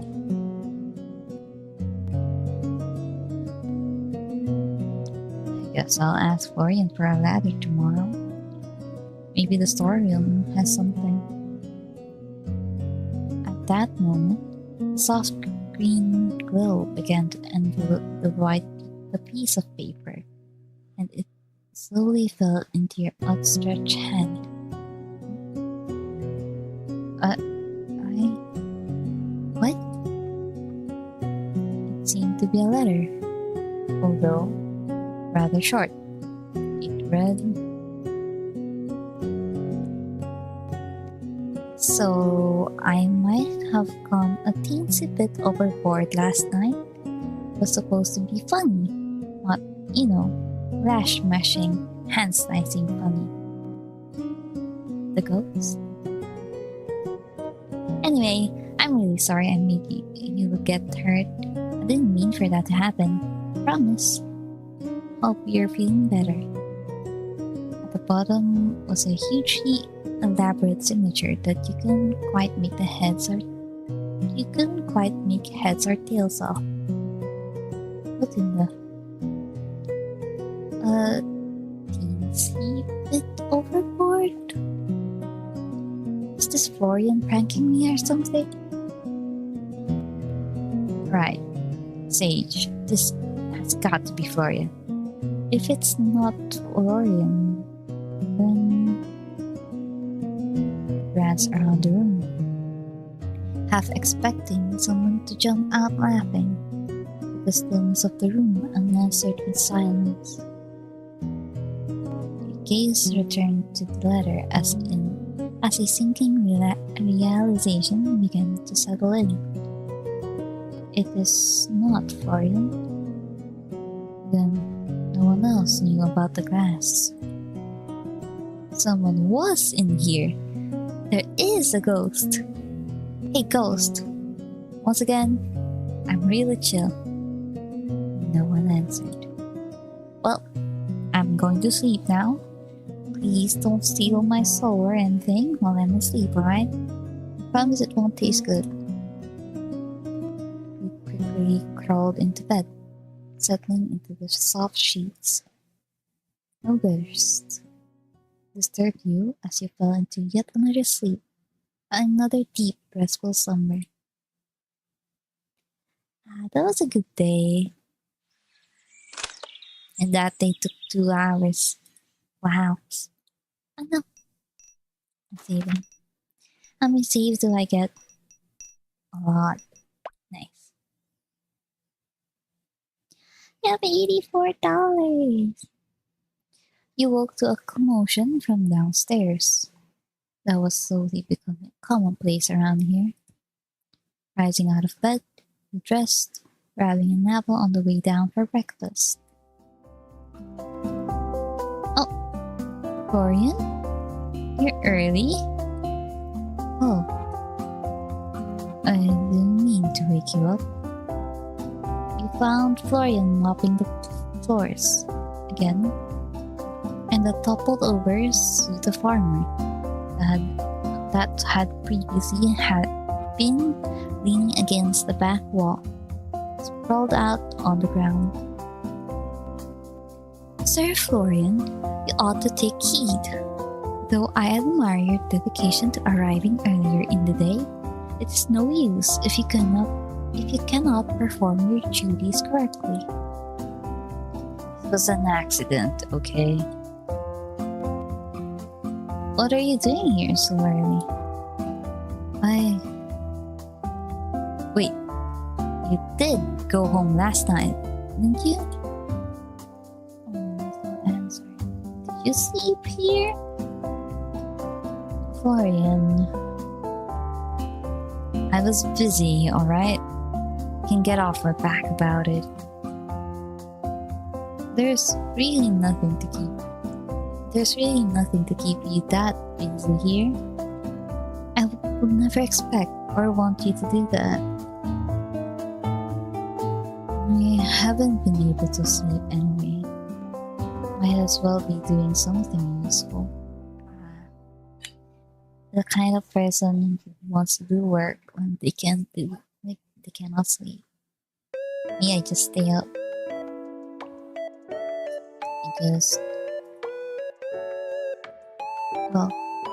I try not to scroll as much. So what I do when I cannot sleep, I just do my nightly routine again and hope for the best. Then make the room as dark as possible and hopefully I get to sleep. Speaking of which, I should sleep early tonight. But not yet. I want to finish this day form. I want to sell stuff again.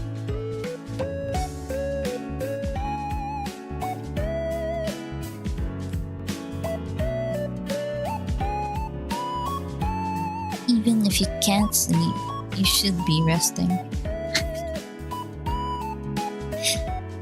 Another thing.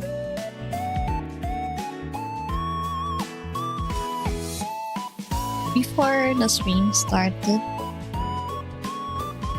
I tweeted about. Did I tweet? Should I tweet if it's in Blue Sky? Well, I posted that I will be streaming this game today,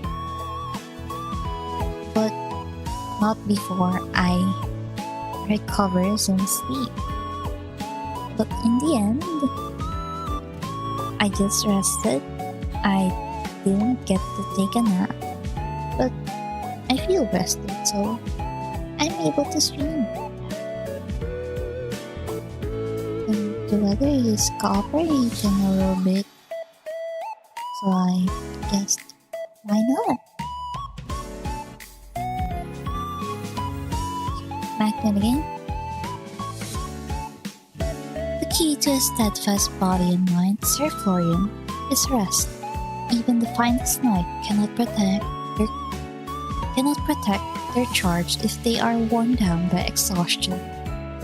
Seal stepped forward and stood up on the fallen suit of armor. My eyes and mouth are getting lazy. I missed.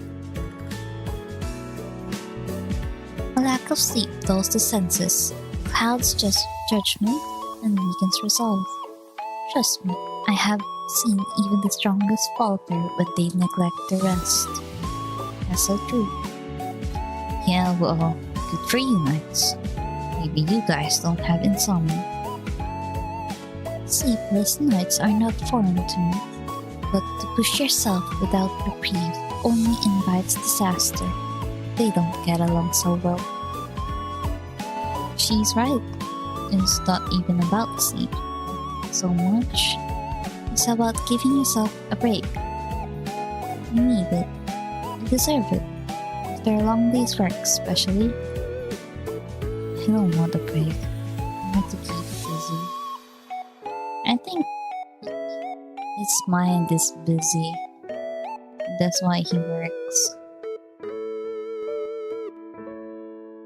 You just want to do things instead of staying on your own thoughts, you know? I can see that. Florian's hand tightened around the mop handle. You cannot pour from an empty vessel, Sir Florian. You two are way too nosy. I mean, isn't it kinda my job to be nosy? Just get some rest. Don't worry about work today. Fine. If it gets you off my back, no promises. I'll even be able to sleep. No promise I'll even be able to sleep though. We do not ask for perfection, only effort. He speaks so well. He speaks so many words that just hits me hard. Finally, he leant the mop against the wall, then ran a hand through his mop of hair. He couldn't help but notice the slightly more defined eye bags under his eyes when he started on his way upstairs. That's my bed, mister. I mean, he can have it. I'm not using it. I don't want him to just go out. He doesn't like the sun. And he can sleep there. Maybe that's how he stayed. That's how Aunt Sylvie let him stay and sleep during the day. But there's no option like that, so that's my bed, mister. That's awfully forward of you, Florian. What? I'm know you're tired, but you do have your own bed, don't you? It's so funny to see him blush. What are you saying? I said I'd show you the attic. The attic. I was just gonna show you it before I leave. God. This has nothing to do with your bed. I missed that. Did he really? Am I getting gaslit? No. Did you say he was going to show me the attic? We were only talking about his sleep, no?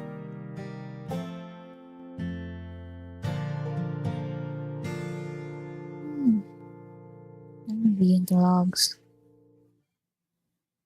Yeah, there was no mention about the attic. I don't know. Fine, after this, go home. Yeah, whatever. Okay, Florian.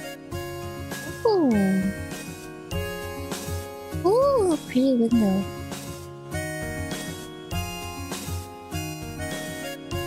Dust motes dance around the beams of light that filtered in through the stained glass window at the back of the room.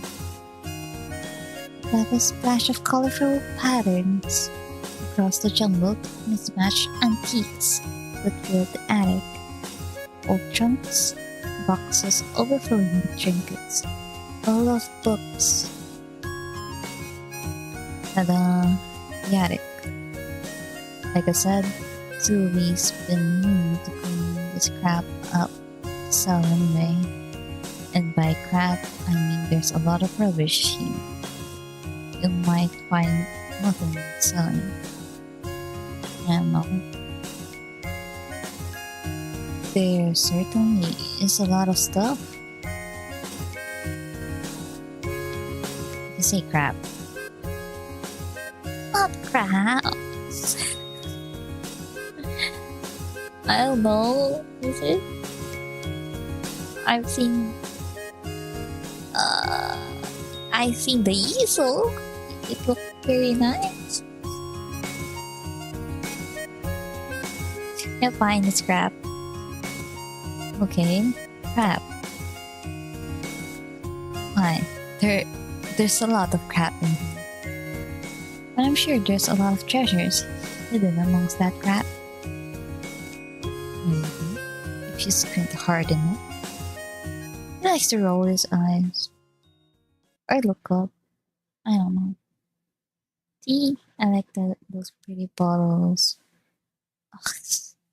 I have a 14 brain. Told me that this is an orchestrion, but that's not an orchestrion. It's not an orchestrion player. Books. Books are valuable. Plushies, we sold one yesterday. Yeah, I think we can work with it. As you moved through the room, your eyes caught something odd. A flash of movement near the shelves.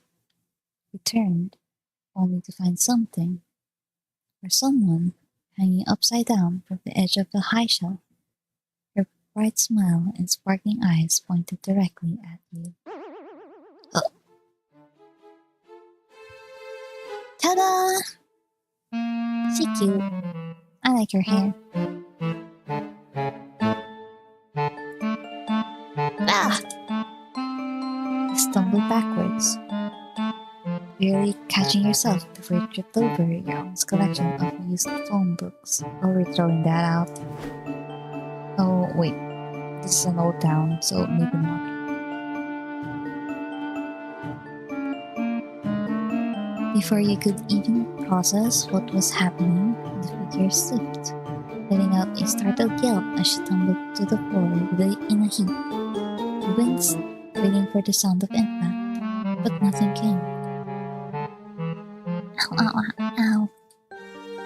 Wait, that didn't even hurt. Why am I saying ow? Ah, are you okay? The figure popped up immediately, brushing herself off with a sheepish grin. Never better! Another flawless standing by yours truly. You...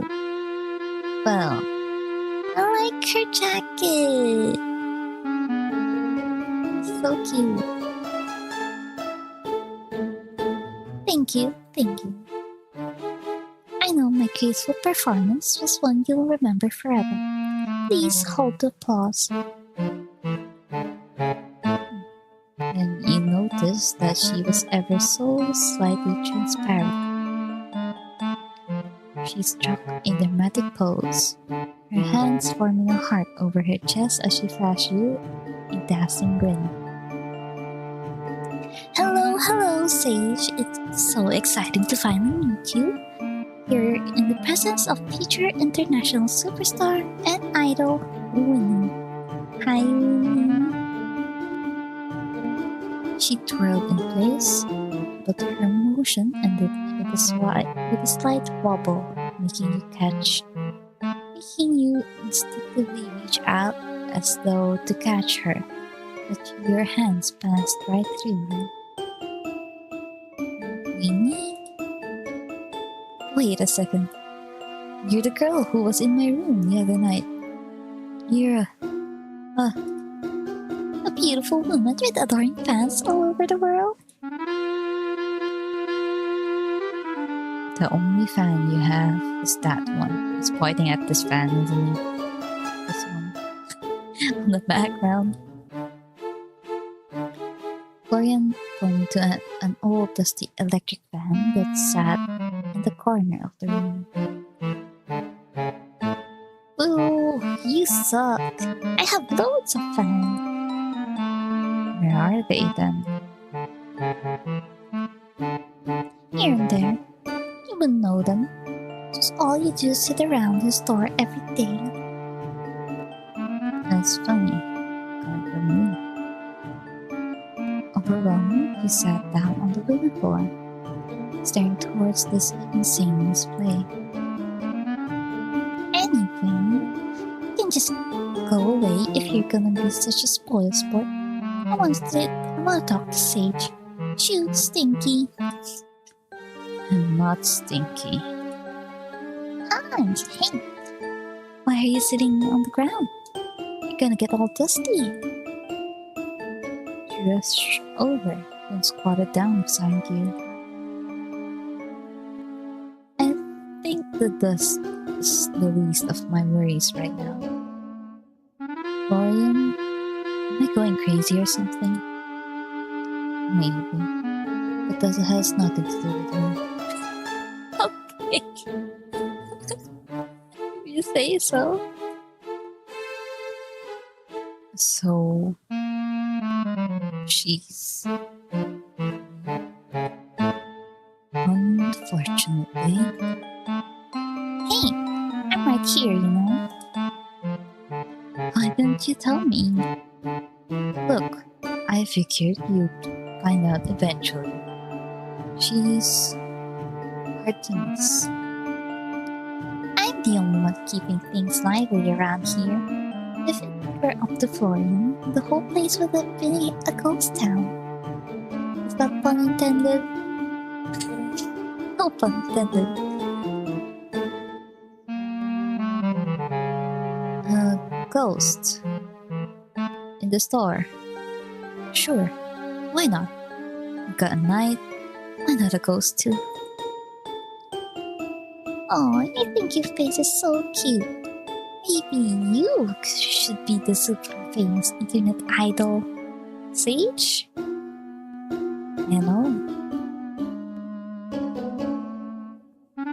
know I don't like Sage enough. That would make one of you. Anyway, I'm really sorry for scaring you. No, you're not. I'm really sorry that scaring you made you get hurt. I really didn't mean for that to happen. I just maybe kinda had a bet with Florian over whether or not I could spook you. Now Florian owes me $5. Oh, Hazy. Busy with finals still? Though I don't know if it's finals, I just know it's school stuff.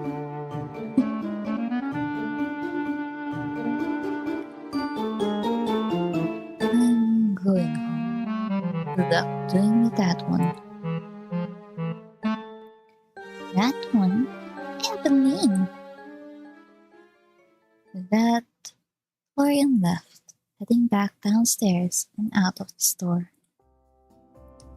So, anyway, now that he's gone, I have something I want you to help me with. Finals week or final week, we will see. So it is finals. Yeah, we heard that it's finals week normally. But I don't really know. Yeah, good luck with that. You'll be free soon enough.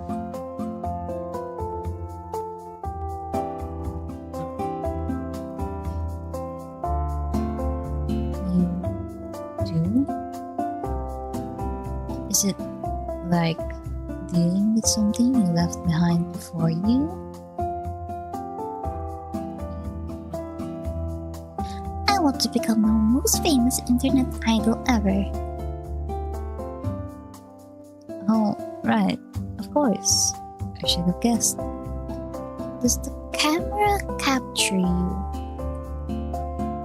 And if you help me with it, I'll promote the store. It's a win-win for both of us, don't you think? I get all the adoring fans and we get lots of people visiting your store. Come on, what do you say? Please? Pretty please. Will be loads of fun, I promise. I can try. I don't know much about idols or becoming famous.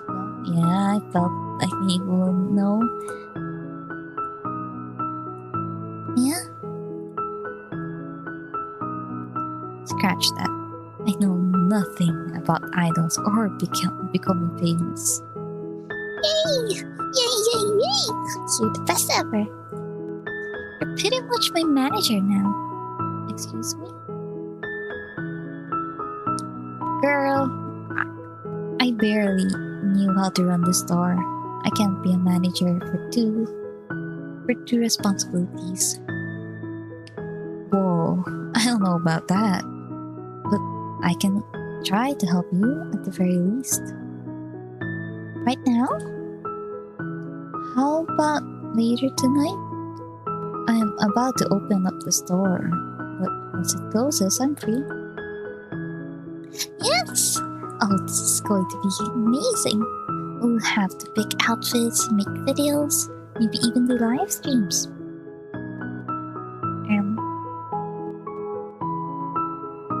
Oh, would you do my hair too? Ooh, I have so many ideas already. Yes, so slow down. I can't handle this much stuff. Slow down. Let's just take it slow and see how we go. Alright? So, hey, I'm pretty slow. Which name do you think is better? Winnie the Super Amazing Cool Idol or Show-Stopping Winnie? Maybe we'll workshop the name a little. By the way, Winnie, why didn't you introduce yourself sooner? I don't mind. Well, not unless you ask nicely anyway. Oh, Florian told me I shouldn't talk to you. Huh? Does he really hate me that much? No! Florian doesn't hate anyone. He's a big softie under all that image blandness. You said you were from out of town, and he might not be into the whole You know, ghosting. He thought it might be a better idea to wait a little and see what you thought of the town first. What? Is the whole town hiding a bunch of ghosts I don't know about? Maybe. I've never met another ghost. Even thinking about meeting ghosts gives me the shivers.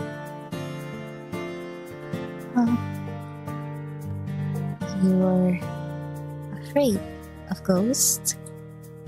Well, yeah, you wouldn't be. And that doesn't seem all funny to you? What do you mean? Don't worry about it. He stood up from the ground and then dusted off her clothes. It really was dusty down there. I better get to work. So, you just hang around here? I go wherever the fun is. That'll be all over the place. Now that we know each other. Yippee! That sounds dangerous. Okay. I'll let you get to work for now. But tonight, you're on mine, okay? Don't forget, we're gonna make magic happen. Got it. Tonight, magic. Sure. I'm all yours. They call me Sage the Wizard with all the magic I'm about to make happen. Later, that is. Now I have to be Sage the Shopkeeper. I really like to 2 point. I want to make sure I don't want to butcher their names. But this developer, 2 Point Studios, 2.5. Yeah, 2.5 studios.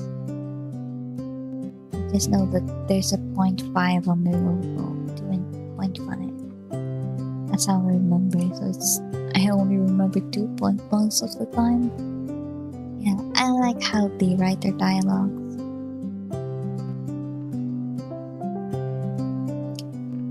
Music. Lady Winona, it is good to see you fine and well. Lucy! Minnie charged forward, then jumped as if to hug Lucille, and went straight through her. Aww. One day it will work. It is the thought that counts. I will prepare my stance for today, because that's spirit. Is that pun intentional? Was that pun intended? That's my secret. I am pleased to see you have become acquainted with each other. The store was far too quiet without Lady Winona around, so she hangs around the store. That's nice. Oh, you're making me blush. I am only speaking the truth. Well, I think you're trying to make me turn red. So charming, Lucy. Honesty is not a charm, Lady Winona. It is simply the way of a knight. Oh. She speaks so well. Well, I think you're charming, and noble, and strong, and... Are you trying to make Lucille join your idol group or something? I've never heard so many compliments in one breath. Maybe. Just imagine a night idol. Have you ever heard of something so cute? I fear my talents do not extend to performance arts. And cute, I am not. No, you're so cute. Oh, I think you're plenty cute. Don't you think so, Sage? Yeah. You're both cute. Oh.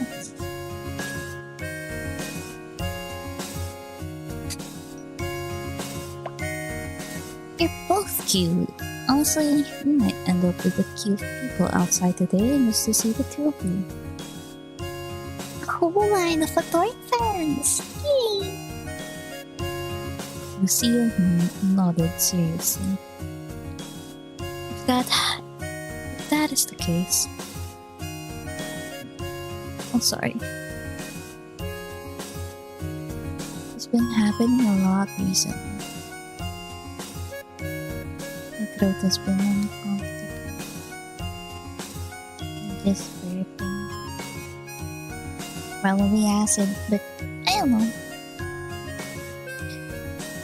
If that is the case, then I shall remain on high alert. Lucille? With increased popularity comes increased risk. Should a crowd gather at their doors, I will ensure no trouble befalls you or Lady Winona. That's appreciated, but I'm sure not necessary. Oh, Lucille, you should have totally been my bodyguard when I go viral. Every idol needs a super cool night watching their back. If it is a matter of security, I will, of course, fulfill my duty. Do you mean an actual bodyguard or a part of your act? Well, picture it. The amazing idol Winnie and her gallant guardian, the unbreakable Dame Lucille de Rosario of the Order of the Crown. The title keeps getting longer and longer. Good branding is key, don't you think? It is, but it's too long. I can't even remember it. If my presence lends credibility to your efforts, I shall assist in what way I can. However, should any real danger arise, I will take my duty most seriously. I will not let harm befall either of you. You smiled, shaking your head as Winnie practically sparkled with joy. Alright. Let's focus on opening this door first. If a horde of admirers show up, I trust Lucille to keep us all safe. You have my word. I'll handle the door. I'll handle the fans. This is so going to be our big break. I'm not sure ghost idols to be come with fans, but that's alright. Time to get to it. I don't think we need to clean the store, no? No, we just clean the store. And when we sort the storage, then we sell in the afternoon. Or do I get new customers if I do it in the afternoon? Good QA. Just scroll, but there's nothing in it. They do not exchange, which is kinda sad. No. We need to sort your storage first. We're out of sticks to sell. Open the shop.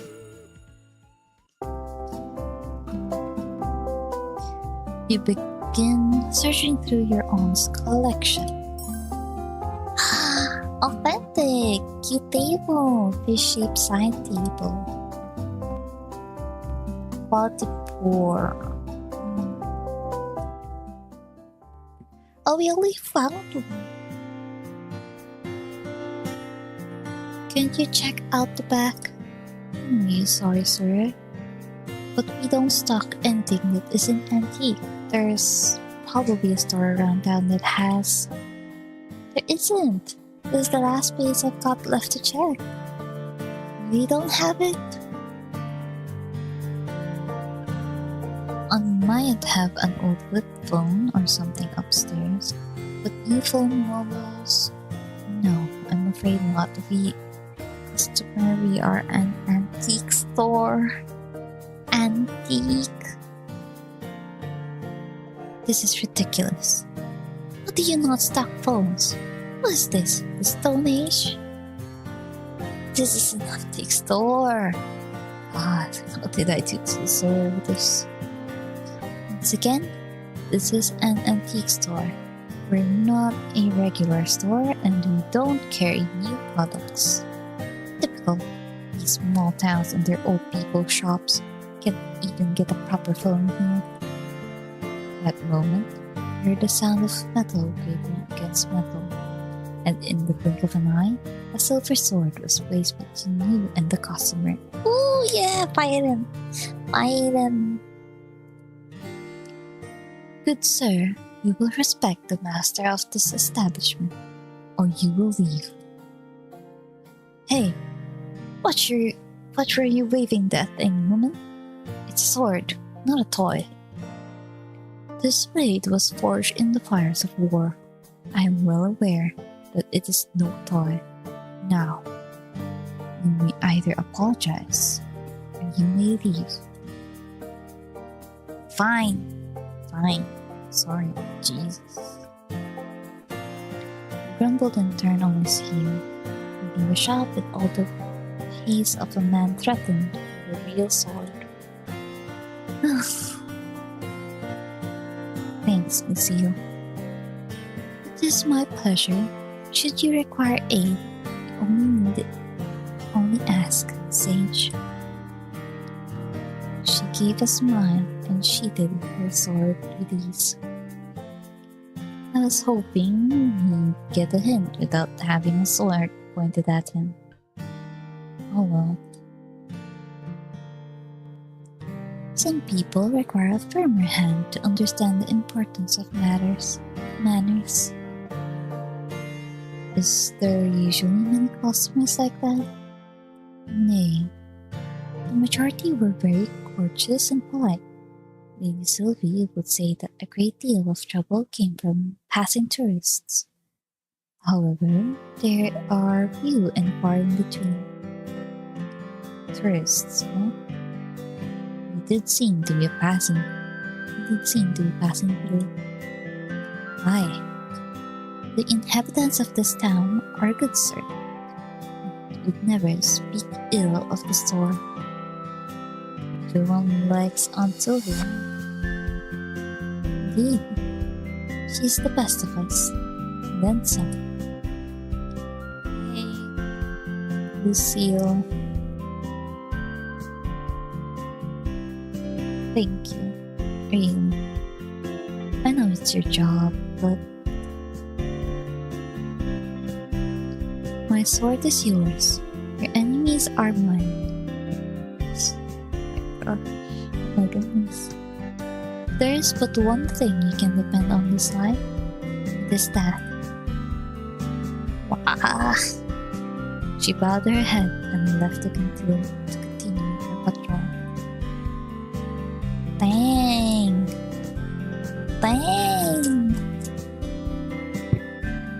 Oh, I get to sell stuff again. Drink water.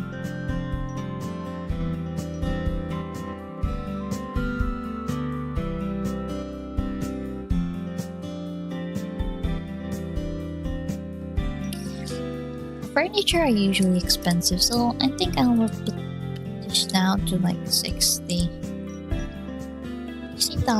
and then furniture are expensive and it's on poor quality, so that 70 might have been if it was in perfect quality. Notch it down a little bit, or maybe 50. Sure.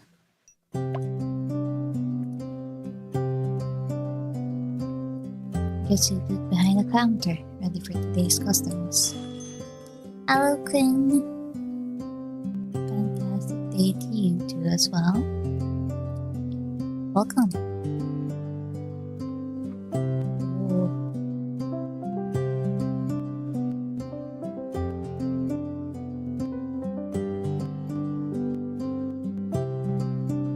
Sorry. Just had to pray for a little bit. Christmas bells, which calls to me like a dinner bell at dusk. Okay. Love it. Should I sell it at $18 when I first priced it at $60? Still perfect quality though. Can you pay a bit more? I need to pay the bills, please. I'd like to counter off. Oh, this is how. You have 30. We have $80. So I'll try to round it out at 30.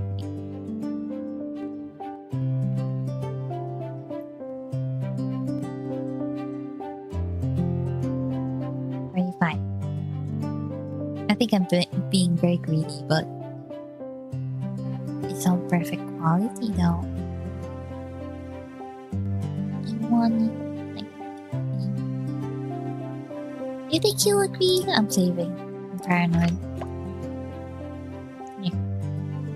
About 50. Alas, my purse is not as deep as my heart. Ah, no, I lost it. I was so greedy. F save's coming. Anyways.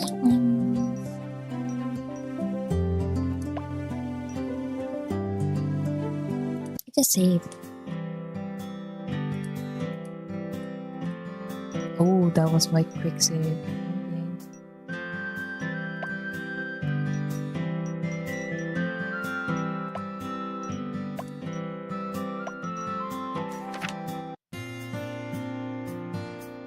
Lemon 40. Was originating at 16 now. 40? Last one, I shall take it at once. Yippee! We can pay the bills, and that's all that matters.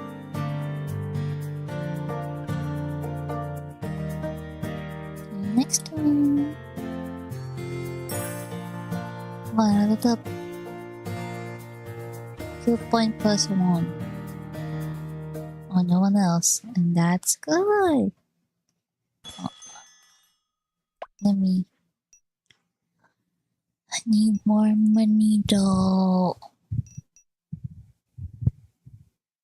Increases the chances of customers paying more during haggling.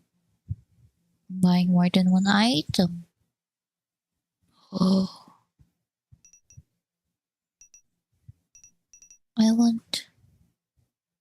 I need to be able to spot fakes, really. Cleanliness is at 90% and we're at almost 5 stars. Do you work? No.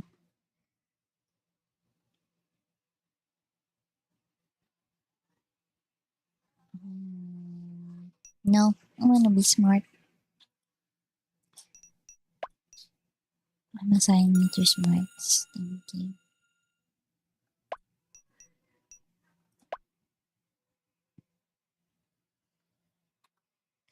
You stretched, hearing a pop from a joint somewhere you didn't want to think about too much as someone entered through the front door.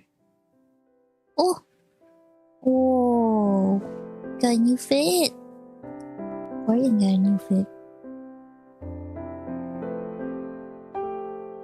Or did I just didn't notice before? I don't know. What are you doing here? Don't tell me I have to put you in timeout. Timeout? How old do you think I am? I left something here this morning. I was just coming to pick it up.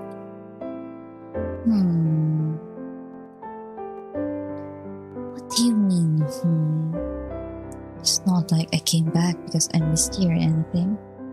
Well, if you say it like that.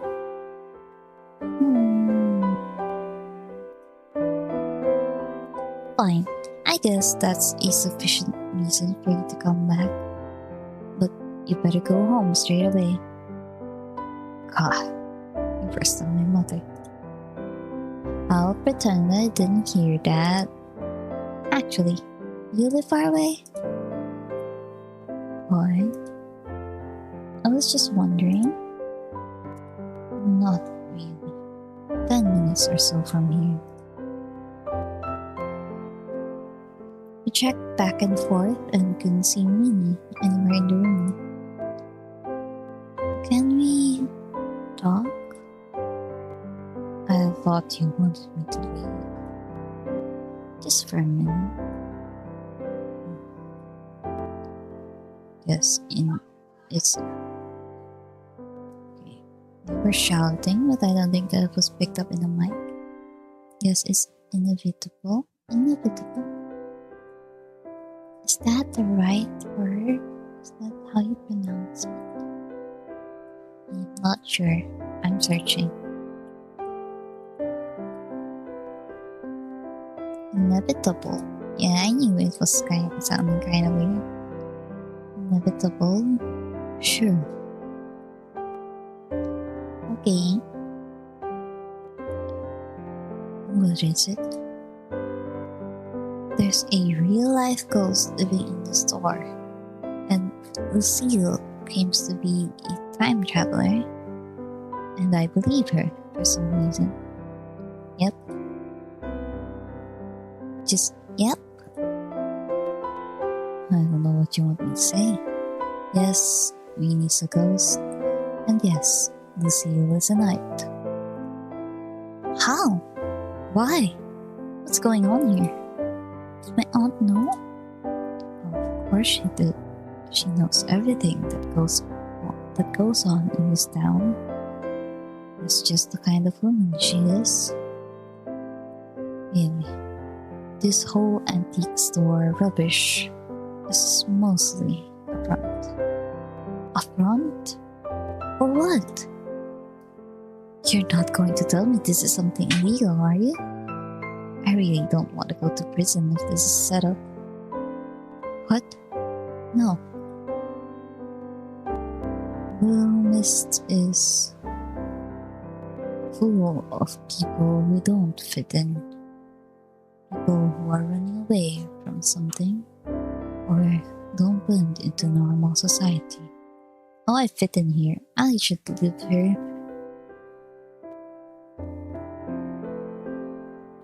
Sylvie helps them. The town depends on her. She's...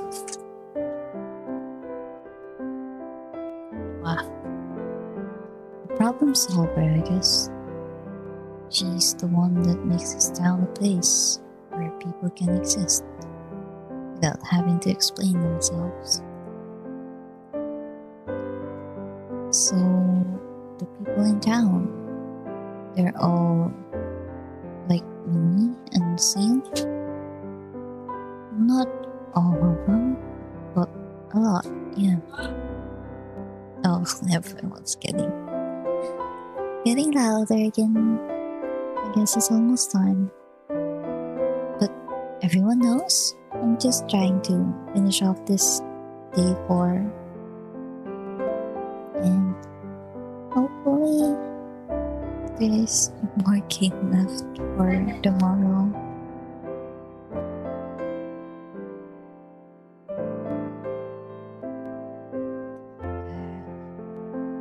I guess I love to some though. Some don't want to know.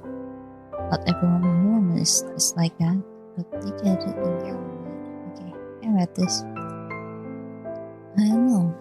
It's more like people just don't ask. And you're just okay with that? Why would I be? It's a lot to take in. You get used to it. You sigh at running your hand through your hair. Or don't. Just let things happen. We're here for what? 3 months? We'll be fine. Exhale deeply before leveling a look at Florian. Okay, so what about you? What about me? Said a lot of people here don't fit in. What's your deal then? A beat of silence. Florian's expression didn't change. There was something just a little too measured about it now. I just work here. You just work here?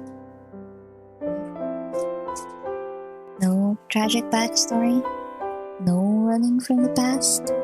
No big secret? Nope.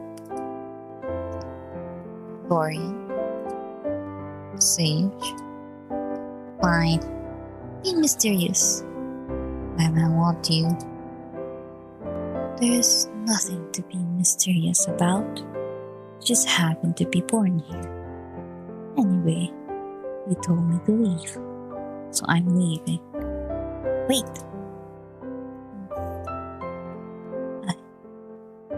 I'm meant to do what she does? How will I know? Sylvie doesn't tell me shit. I can hardly help myself, let alone an entire town of people.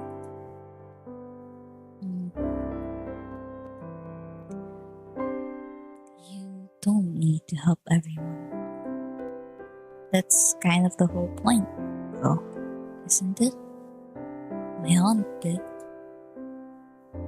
Florian sighed, shifting his weight slightly as he rubbed the back of his neck. Yeah, well, you're not her. Wow, thanks. That's not what I meant. For a second, he hesitated, his fingers tightening slightly against his sleeve. Then, in a quieter voice, he spoke again. Look, even if you only help one person, it's worth it.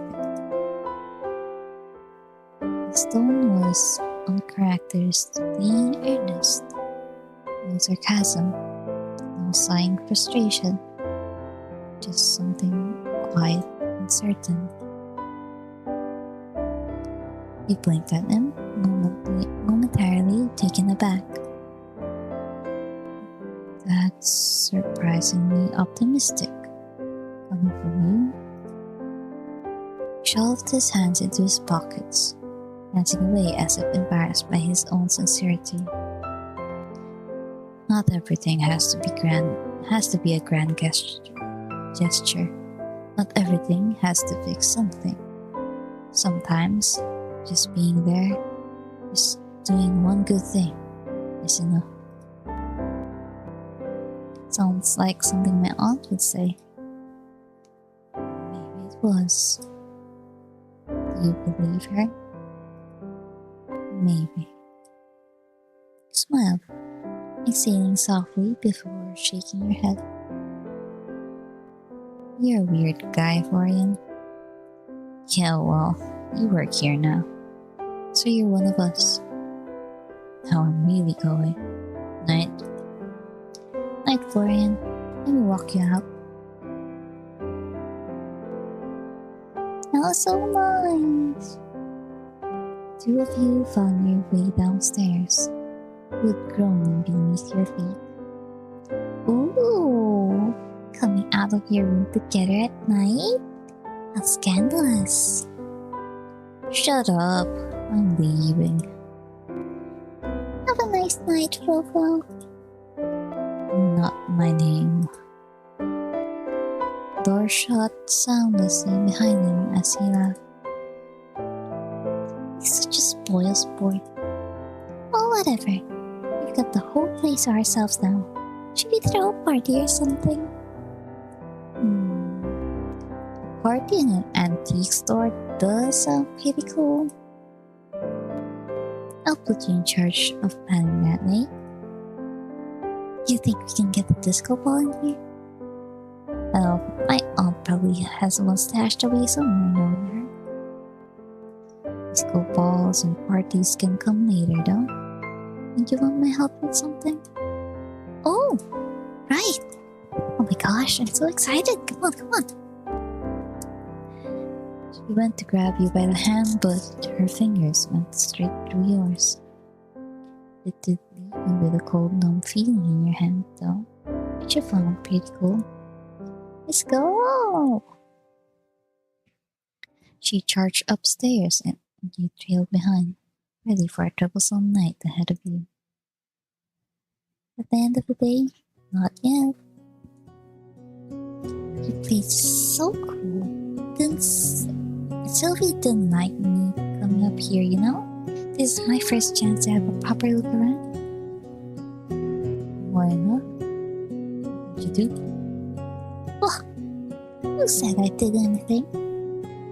Well, did you? I think it's 'cause I'd stand at the end of her bed in the middle of the night and spook her a little. Okay, I can see now why she wouldn't like that. I was just messing around. I wouldn't do that to you though. I promise. I think you promise, but you know. She wiggled her semi-translucent pinky finger in front of her face. Anyway, you have a computer? I do. I brought my laptop with me, luckily. I don't know what I'd do without it. Yes! Finally! He sat down on her desk, swinging around in a chair to log in. What's a step 1 of becoming an idol then? Getting famous, I guess? Selling out a giant arena for my concert? Okay, I don't know much about idols, but I think there's some steps before that. I think my keyboard and it was creaking. Did you decide on a name, please? You had a few ideas earlier, but... Well... I have been thinking about it.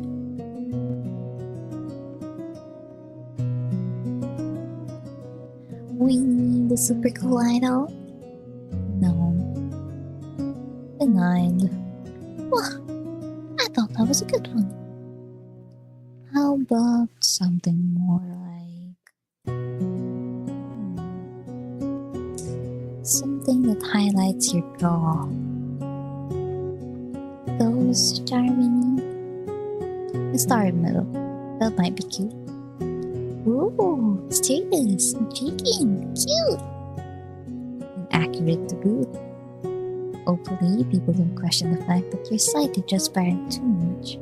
That could cause us some trouble. Okay, how about this? She got into position, arms wide with a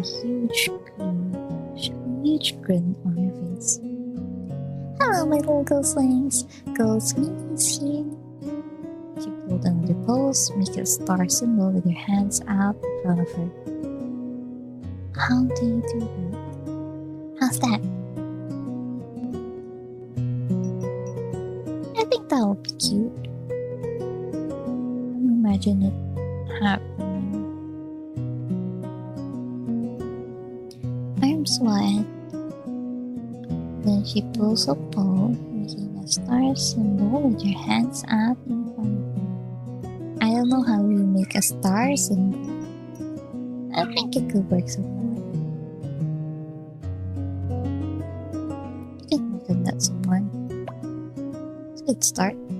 We'll workshop it a little. Maybe like this. Try the similar pose, but instead raise the star above your head. Ooh, yes! That looks so good! I knew I was right in choosing you as my manager. Did everyone else just say no? No! You were totally my first choice.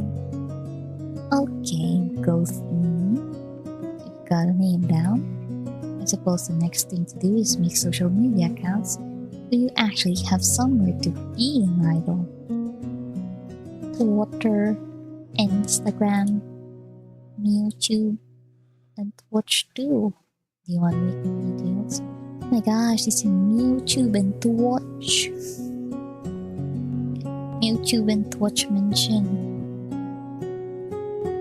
Of course! Got it. I'll start setting those up. Do you have an email address already? Maybe? We should probably just make a new one. Maybe have an email? I can't really remember. Alright, and you too. Tap away on your keyboard, getting to work. So, Winnie, can I ask you something? I'm an open book. Well, you're a ghost.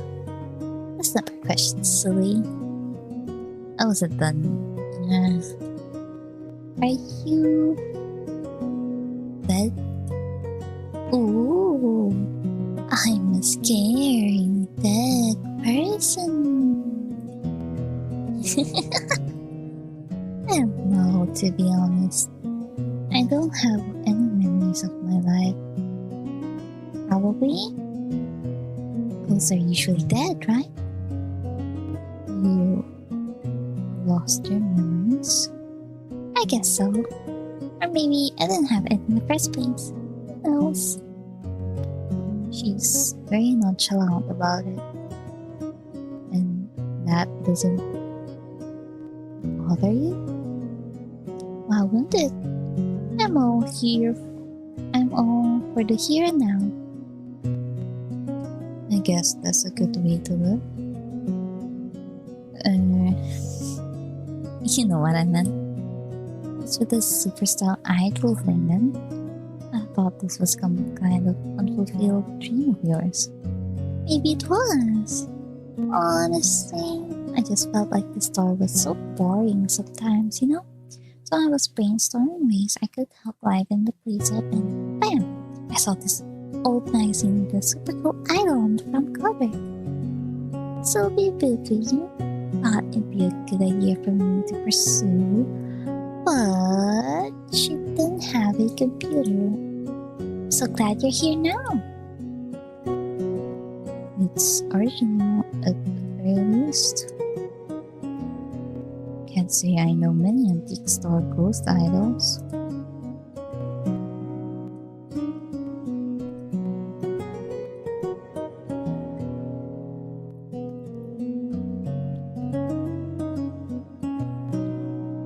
You'll have a market corner before you know it.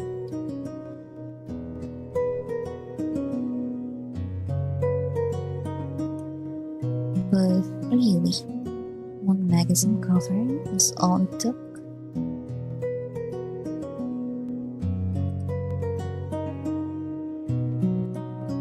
Inspiration strikes quickly, you know? But maybe I was looking for my thing.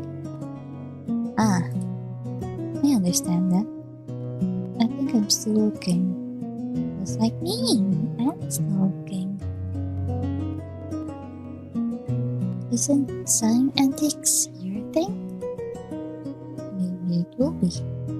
We'll see. So, the idol thing is only recent? I've had the idea for a couple of weeks now.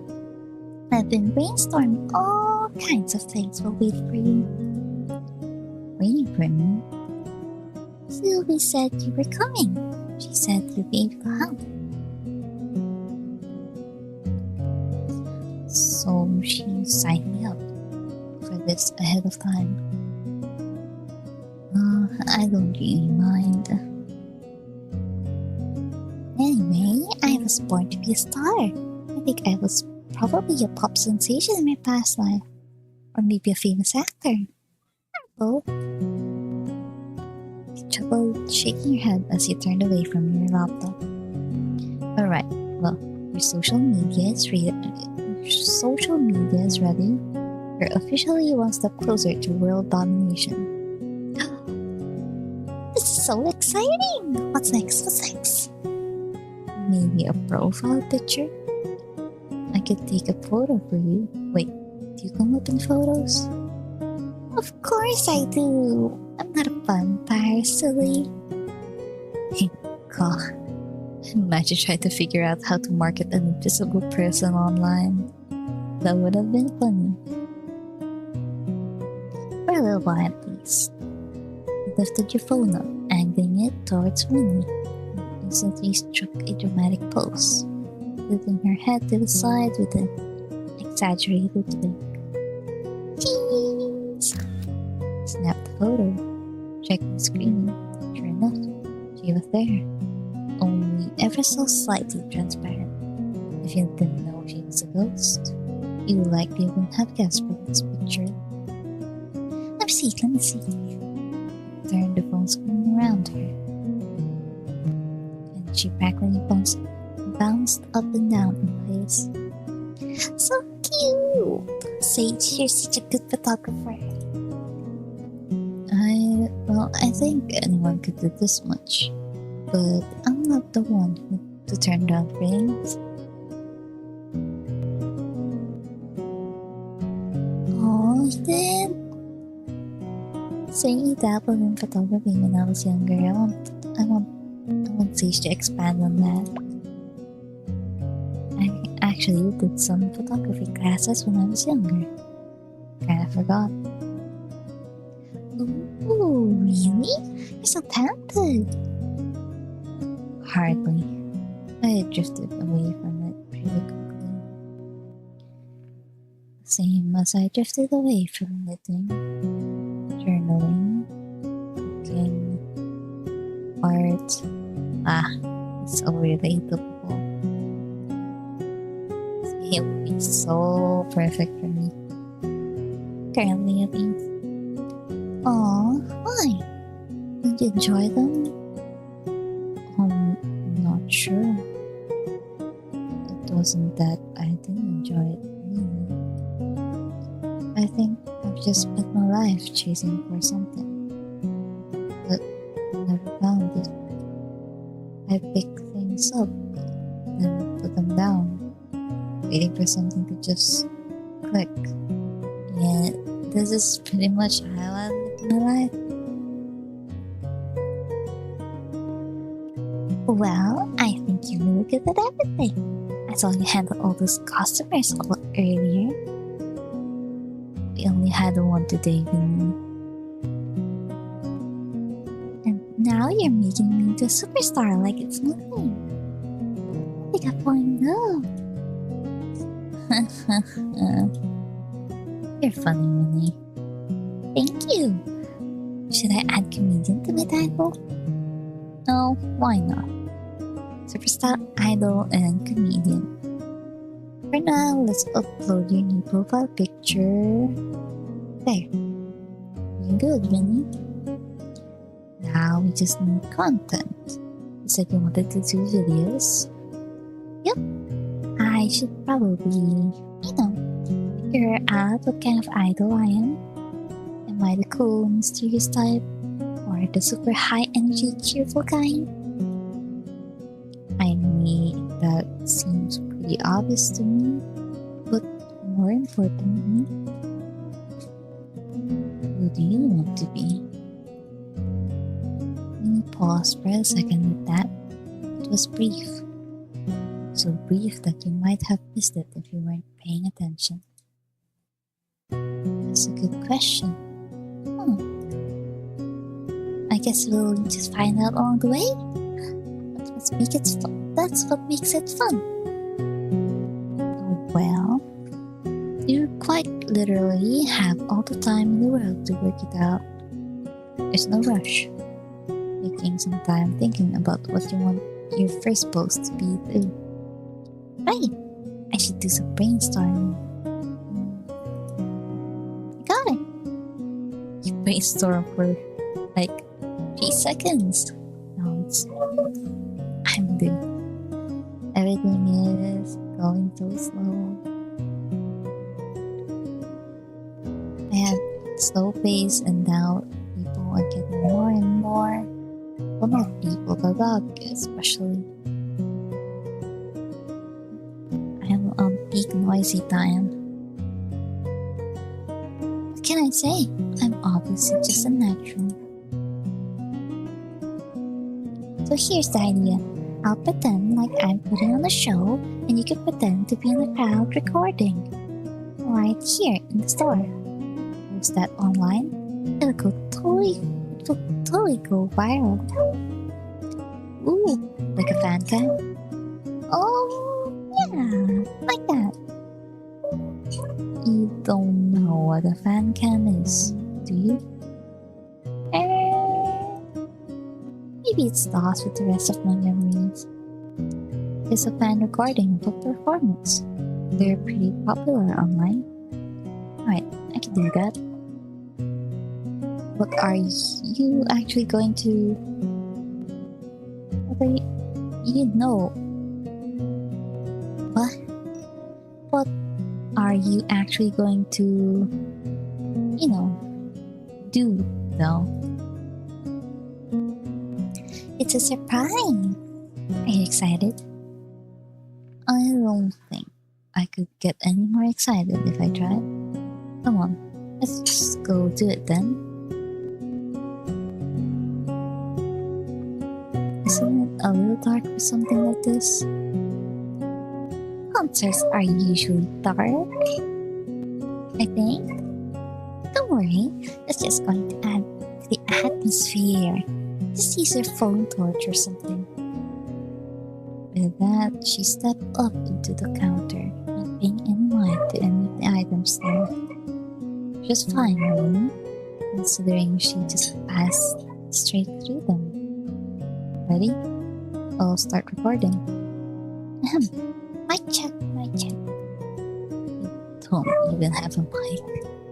I'm practicing. Oh, Willowmist.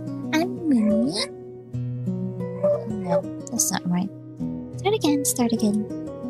Hello, ghostlings. Ghost Winnie is here. My favorite spirit from beyond the grave. Winnie trailed around, throwing her arms out like she was greeting an arena of adoring fans.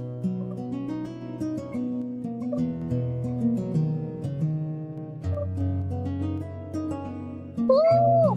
Winnie, we love you!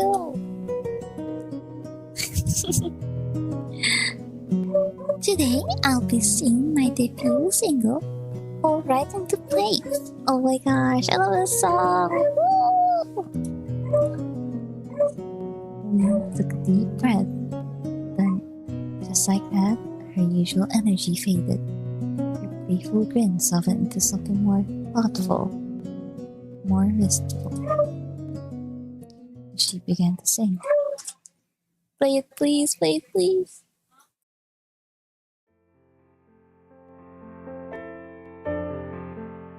No, Lane, play.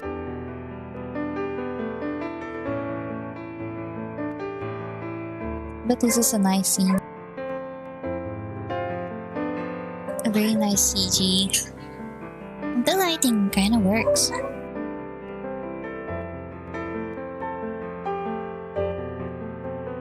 I don't really wanna embarrass myself trying to sing it because I still haven't memorized it.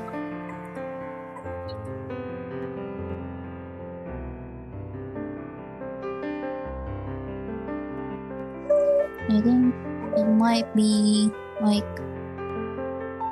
songbirds in the treetops, little valleys down below. I don't know. I should listen to it. What if I just do it right now? I have it on my history for sure. I knew it. I didn't even have to scroll that far.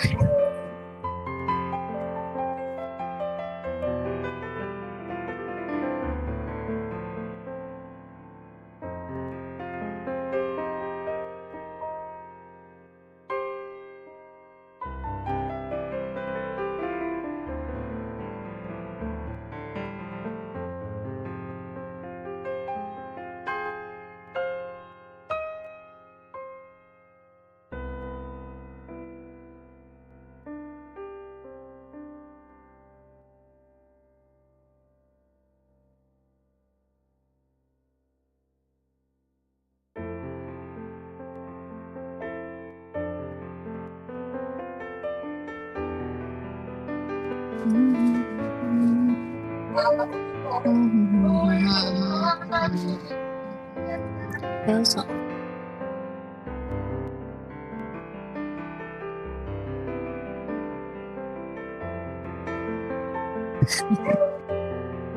I was muted. But on purpose because everyone's here. Just like in Smash.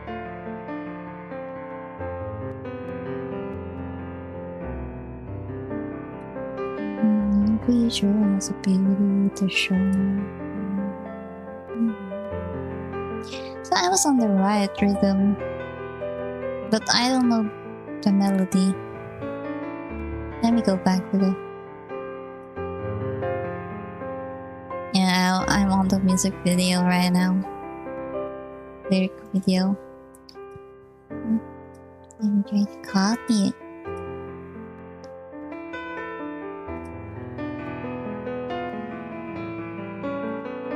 Somewheres in the treetops of the flowers of the moon.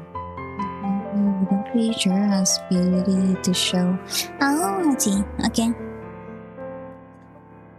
I just have to extend it. Oh well. Yeah, but still, it's a nice song. Okay, let me go back to the game.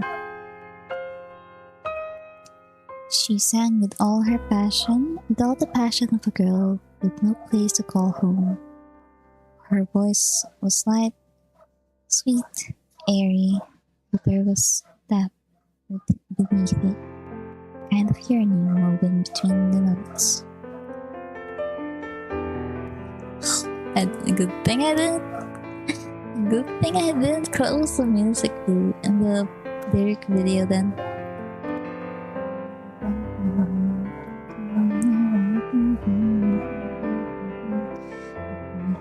Before was my time was moving. I would wonder how the future that's waiting for me.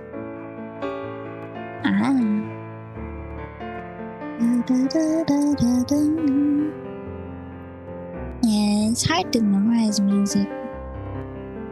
I have to learn it like a few times more. She held out one hand as if she was reaching for something. For someone, just out of grasp. Her voice carried through the still air, filling the empty space. She can be an idol.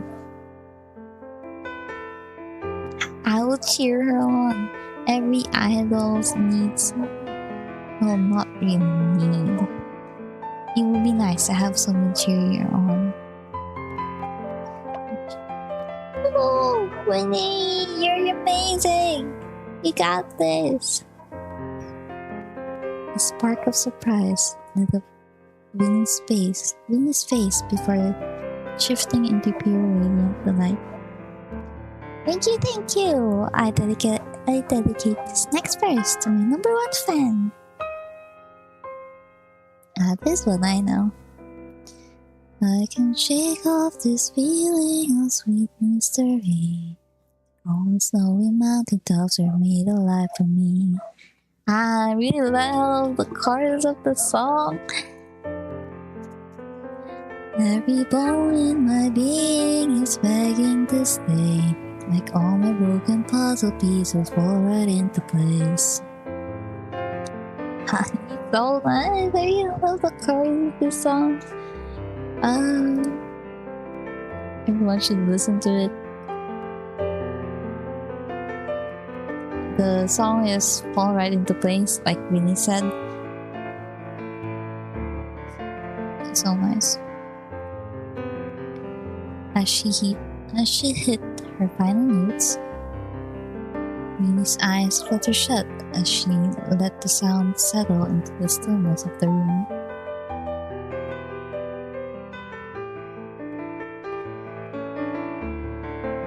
And then she cracked one eye open, grinning. And we're back. So, how was it? Quickly stopped the recording. Hopefully I got it all. But I forgot halfway through. That's why we're doing this. That was beautiful, Mimi. Yippee! Where did that song came from? My mouth. Okay, comedian. I know that much.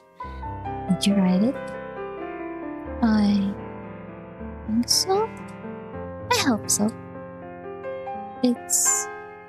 When I first got here, it was in my head. Maybe it's a memory. I'm not sure. But it's pretty, right? Yeah, it's so pretty. I love the song so much. It's gorgeous. You're an amazing singer. Well, I wouldn't be a very good idol if I couldn't sing. That's true. I just didn't realize you were that good. I went back against the counter, arms crossed, as you were with me descended to stand beside you. Memory, huh? Music is a pretty powerful thing. I wonder if it means something. Oh, that I have always been destined to be famous? Or maybe. It's kind of fun, huh? What is that I have no clue who I was, but I remember a song. Well, maybe it was important to you. Something you held on to. Even after everything else faded away, you gave a keepsake. Walking back and forth with your heels, or, well, holding in place as if she had heels to rock on.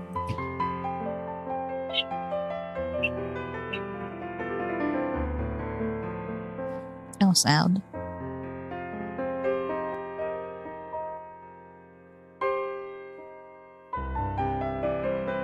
For once, she didn't immediately follow up with a joke. She just thought about it, hands clasped behind her back. Yeah, I guess so. I mean, anything's possible, right? It's a little bittersweet. No, it's all sweet. Don't worry about the sad stuff, Sage. I don't care if I remember or not. All that matters now is I'm going to be a superstar. How did the recording turn out? I think it's good. I'll have to clean it up a little before it's ready to post, though. I can add some special effects to video editor Sage. Strobe lights, fireworks, a backing track. Oh, that's a lot. Okay, temper your expectations a little there. I'm no professional. Grin nearly from ear to ear, and you were sure it was contagious as you found yourself smiling back. And that's how idols are born.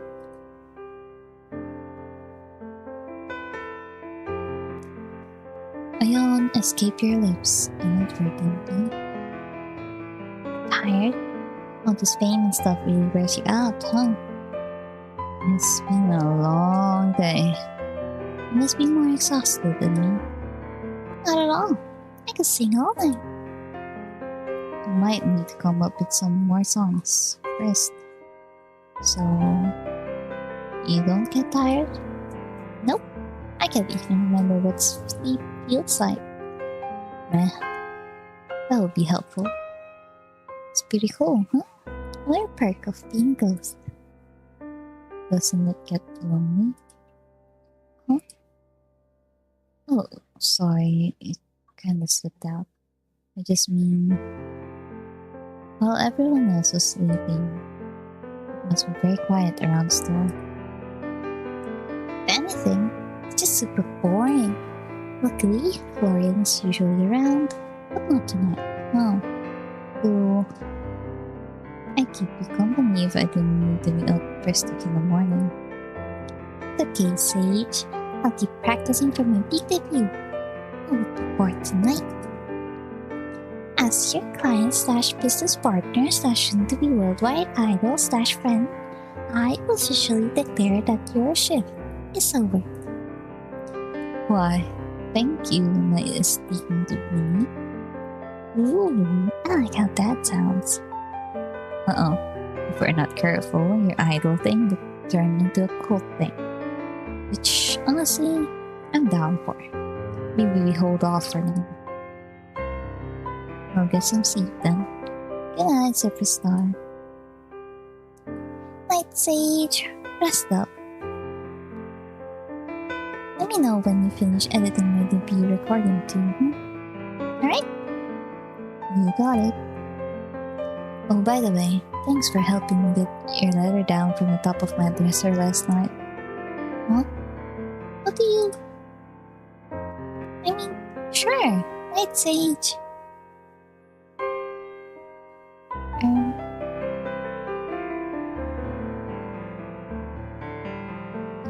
That's not Winnie. Then who's that?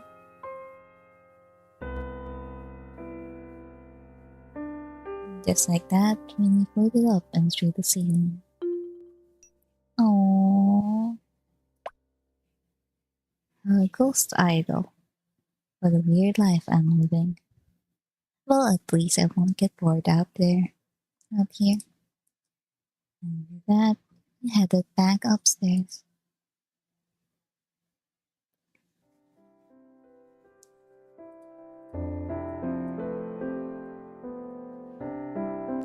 You settled into your room, then promptly flopped down on the couch, exhaustion overtaking you. But today, between dealing with customers, you only had one sage, please. Amazing and helping me with your idol stuff and everything before you, you're left with a little energy for yourself. You let your head come to rest on the back of the chair and close your eyes. Or just for a moment, you told yourself you just wanted to rest your eyes. Just a minute, and then you'll get dinner and go to bed. And just like that, you fell into a light sleep. So I'll be waking up upstairs. Okay. Wake up. Follow rustling leaves. Destiny. Find. Oh, it's spooky. Your eyes shut open as soft, insistent whispers rippled through your mind. The first thing you noticed was a cool draft brushing against your skin. And in the dim light of the room, you saw something strange. A scattering of autumn leaves swirling in gentle motion, around and around, as if the world's gentlest tornado was inside your room, and you were in the center of it. What the hell? Really? Is that you? You look like him. You felt an inexplicable pull, like a magnetic draw, urging you to stand. Got to your feet, and swirling leaves followed you, as if you were commanding them. Which you weren't, as far as you were aware. You looked out the window, but the wind didn't seem to be coming from there. Winnie? Is this some kind of practical joke? If it is, you got me. That pull continued, almost as if dragging you to the door. Swallowing hard, you followed it out of your door and upstairs. Okay. You had expected to see Winnie when you entered the room, but you found the attic empty. The pull continued, dragging you further into the room, relentlessly. The smooth strands in the beam of moonlight that streamed in through the stained glass window as you made your way to one of the dressers, pushing aside boxes in your path. Closer you got, the mood temperature seemed to drop, and leaves trailing around you began to glow. Cautiously, you reached out and brushed your fingers against the smooth wall of the dresser, your heart pounding. It was icy to touch, much colder than you would have expected. Are we going to Narnia? No, you said it was a dresser. No? With a deep breath, you pulled open the drawer and found a book. A book old, leather bound, with no writing on the front or the spine that you could see.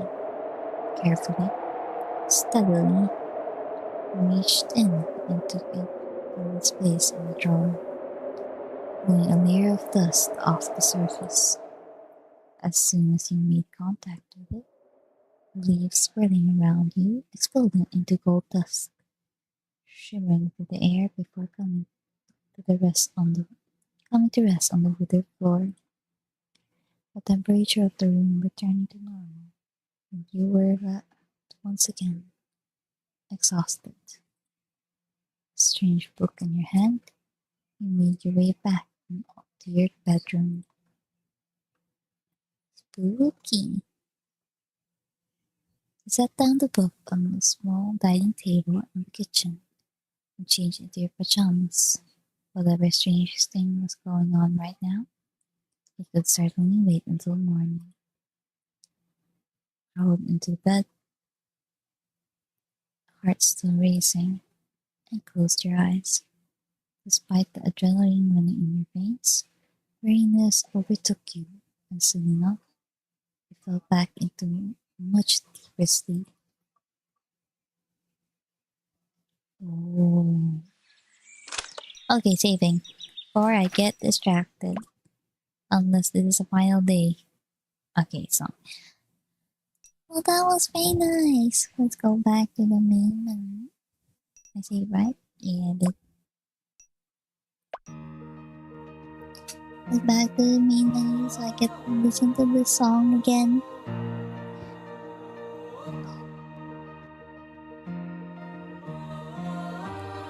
Oof, I'm coughing. Let me drink water before.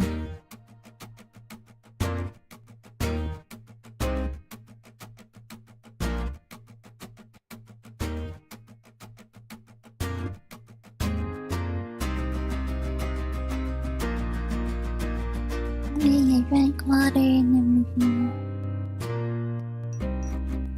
What's the current extras that we have? Oh, the instrumental.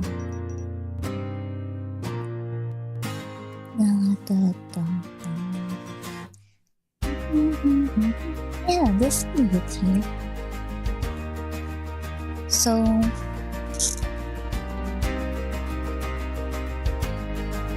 we've done 2 days in game, and I finally get to manage the shop, and we have enough to pay the bill in the shop at least, not in real life.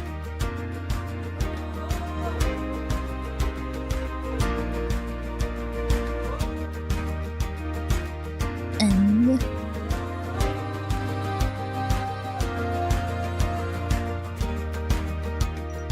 can I see? Oh, CGs. You have like 4 more. Maybe tomorrow I will get it. I don't know how long the demo is. Oh, one more. One more vision. Background.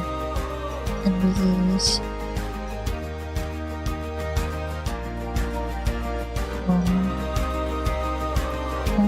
last checked the thing, there was 2 more characters left, and I remember seeing them on the promotional title and the thumbnail that I'm using in YouTube right now.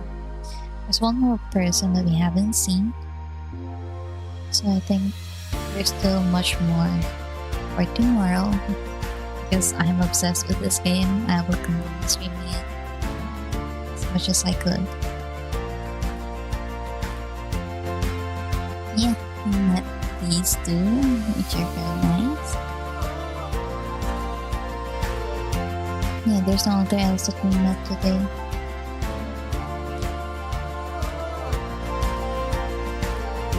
And something about the game that I would like to comment on is the haggling. The haggling thing where you had to adjust your prices. It was not clear to me that I have to drag so I can haggle the price, but maybe I just missed something? I'm not sure if I missed. I'm not sure if I missed tutorial that I have to drag the price. Yeah, at least I figured out. It happened in a different game for me where I pressed haggle to sell my wares, but ended up taking a loss. I didn't know how it worked. Yeah, this was fun. I'll definitely try to continue this tomorrow. And well, if not tomorrow, maybe next time when I am free from my work. Now I'm very sleepy. Oh, very sleepy. So, I will once again just pause in the waiting room if I get the free time to do this tomorrow, but I'll see you all next time. Thank you for stopping by. Thank you for listening to me practice reading out loud and practice speaking English. Until then, have a good while.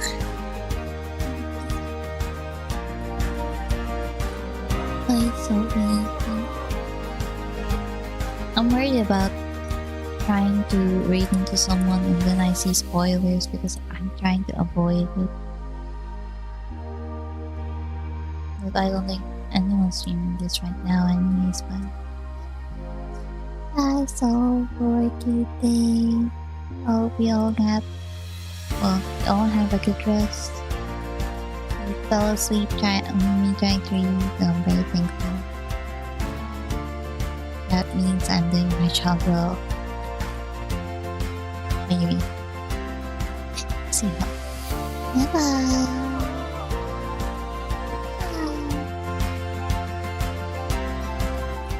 Oh, I was calling myself.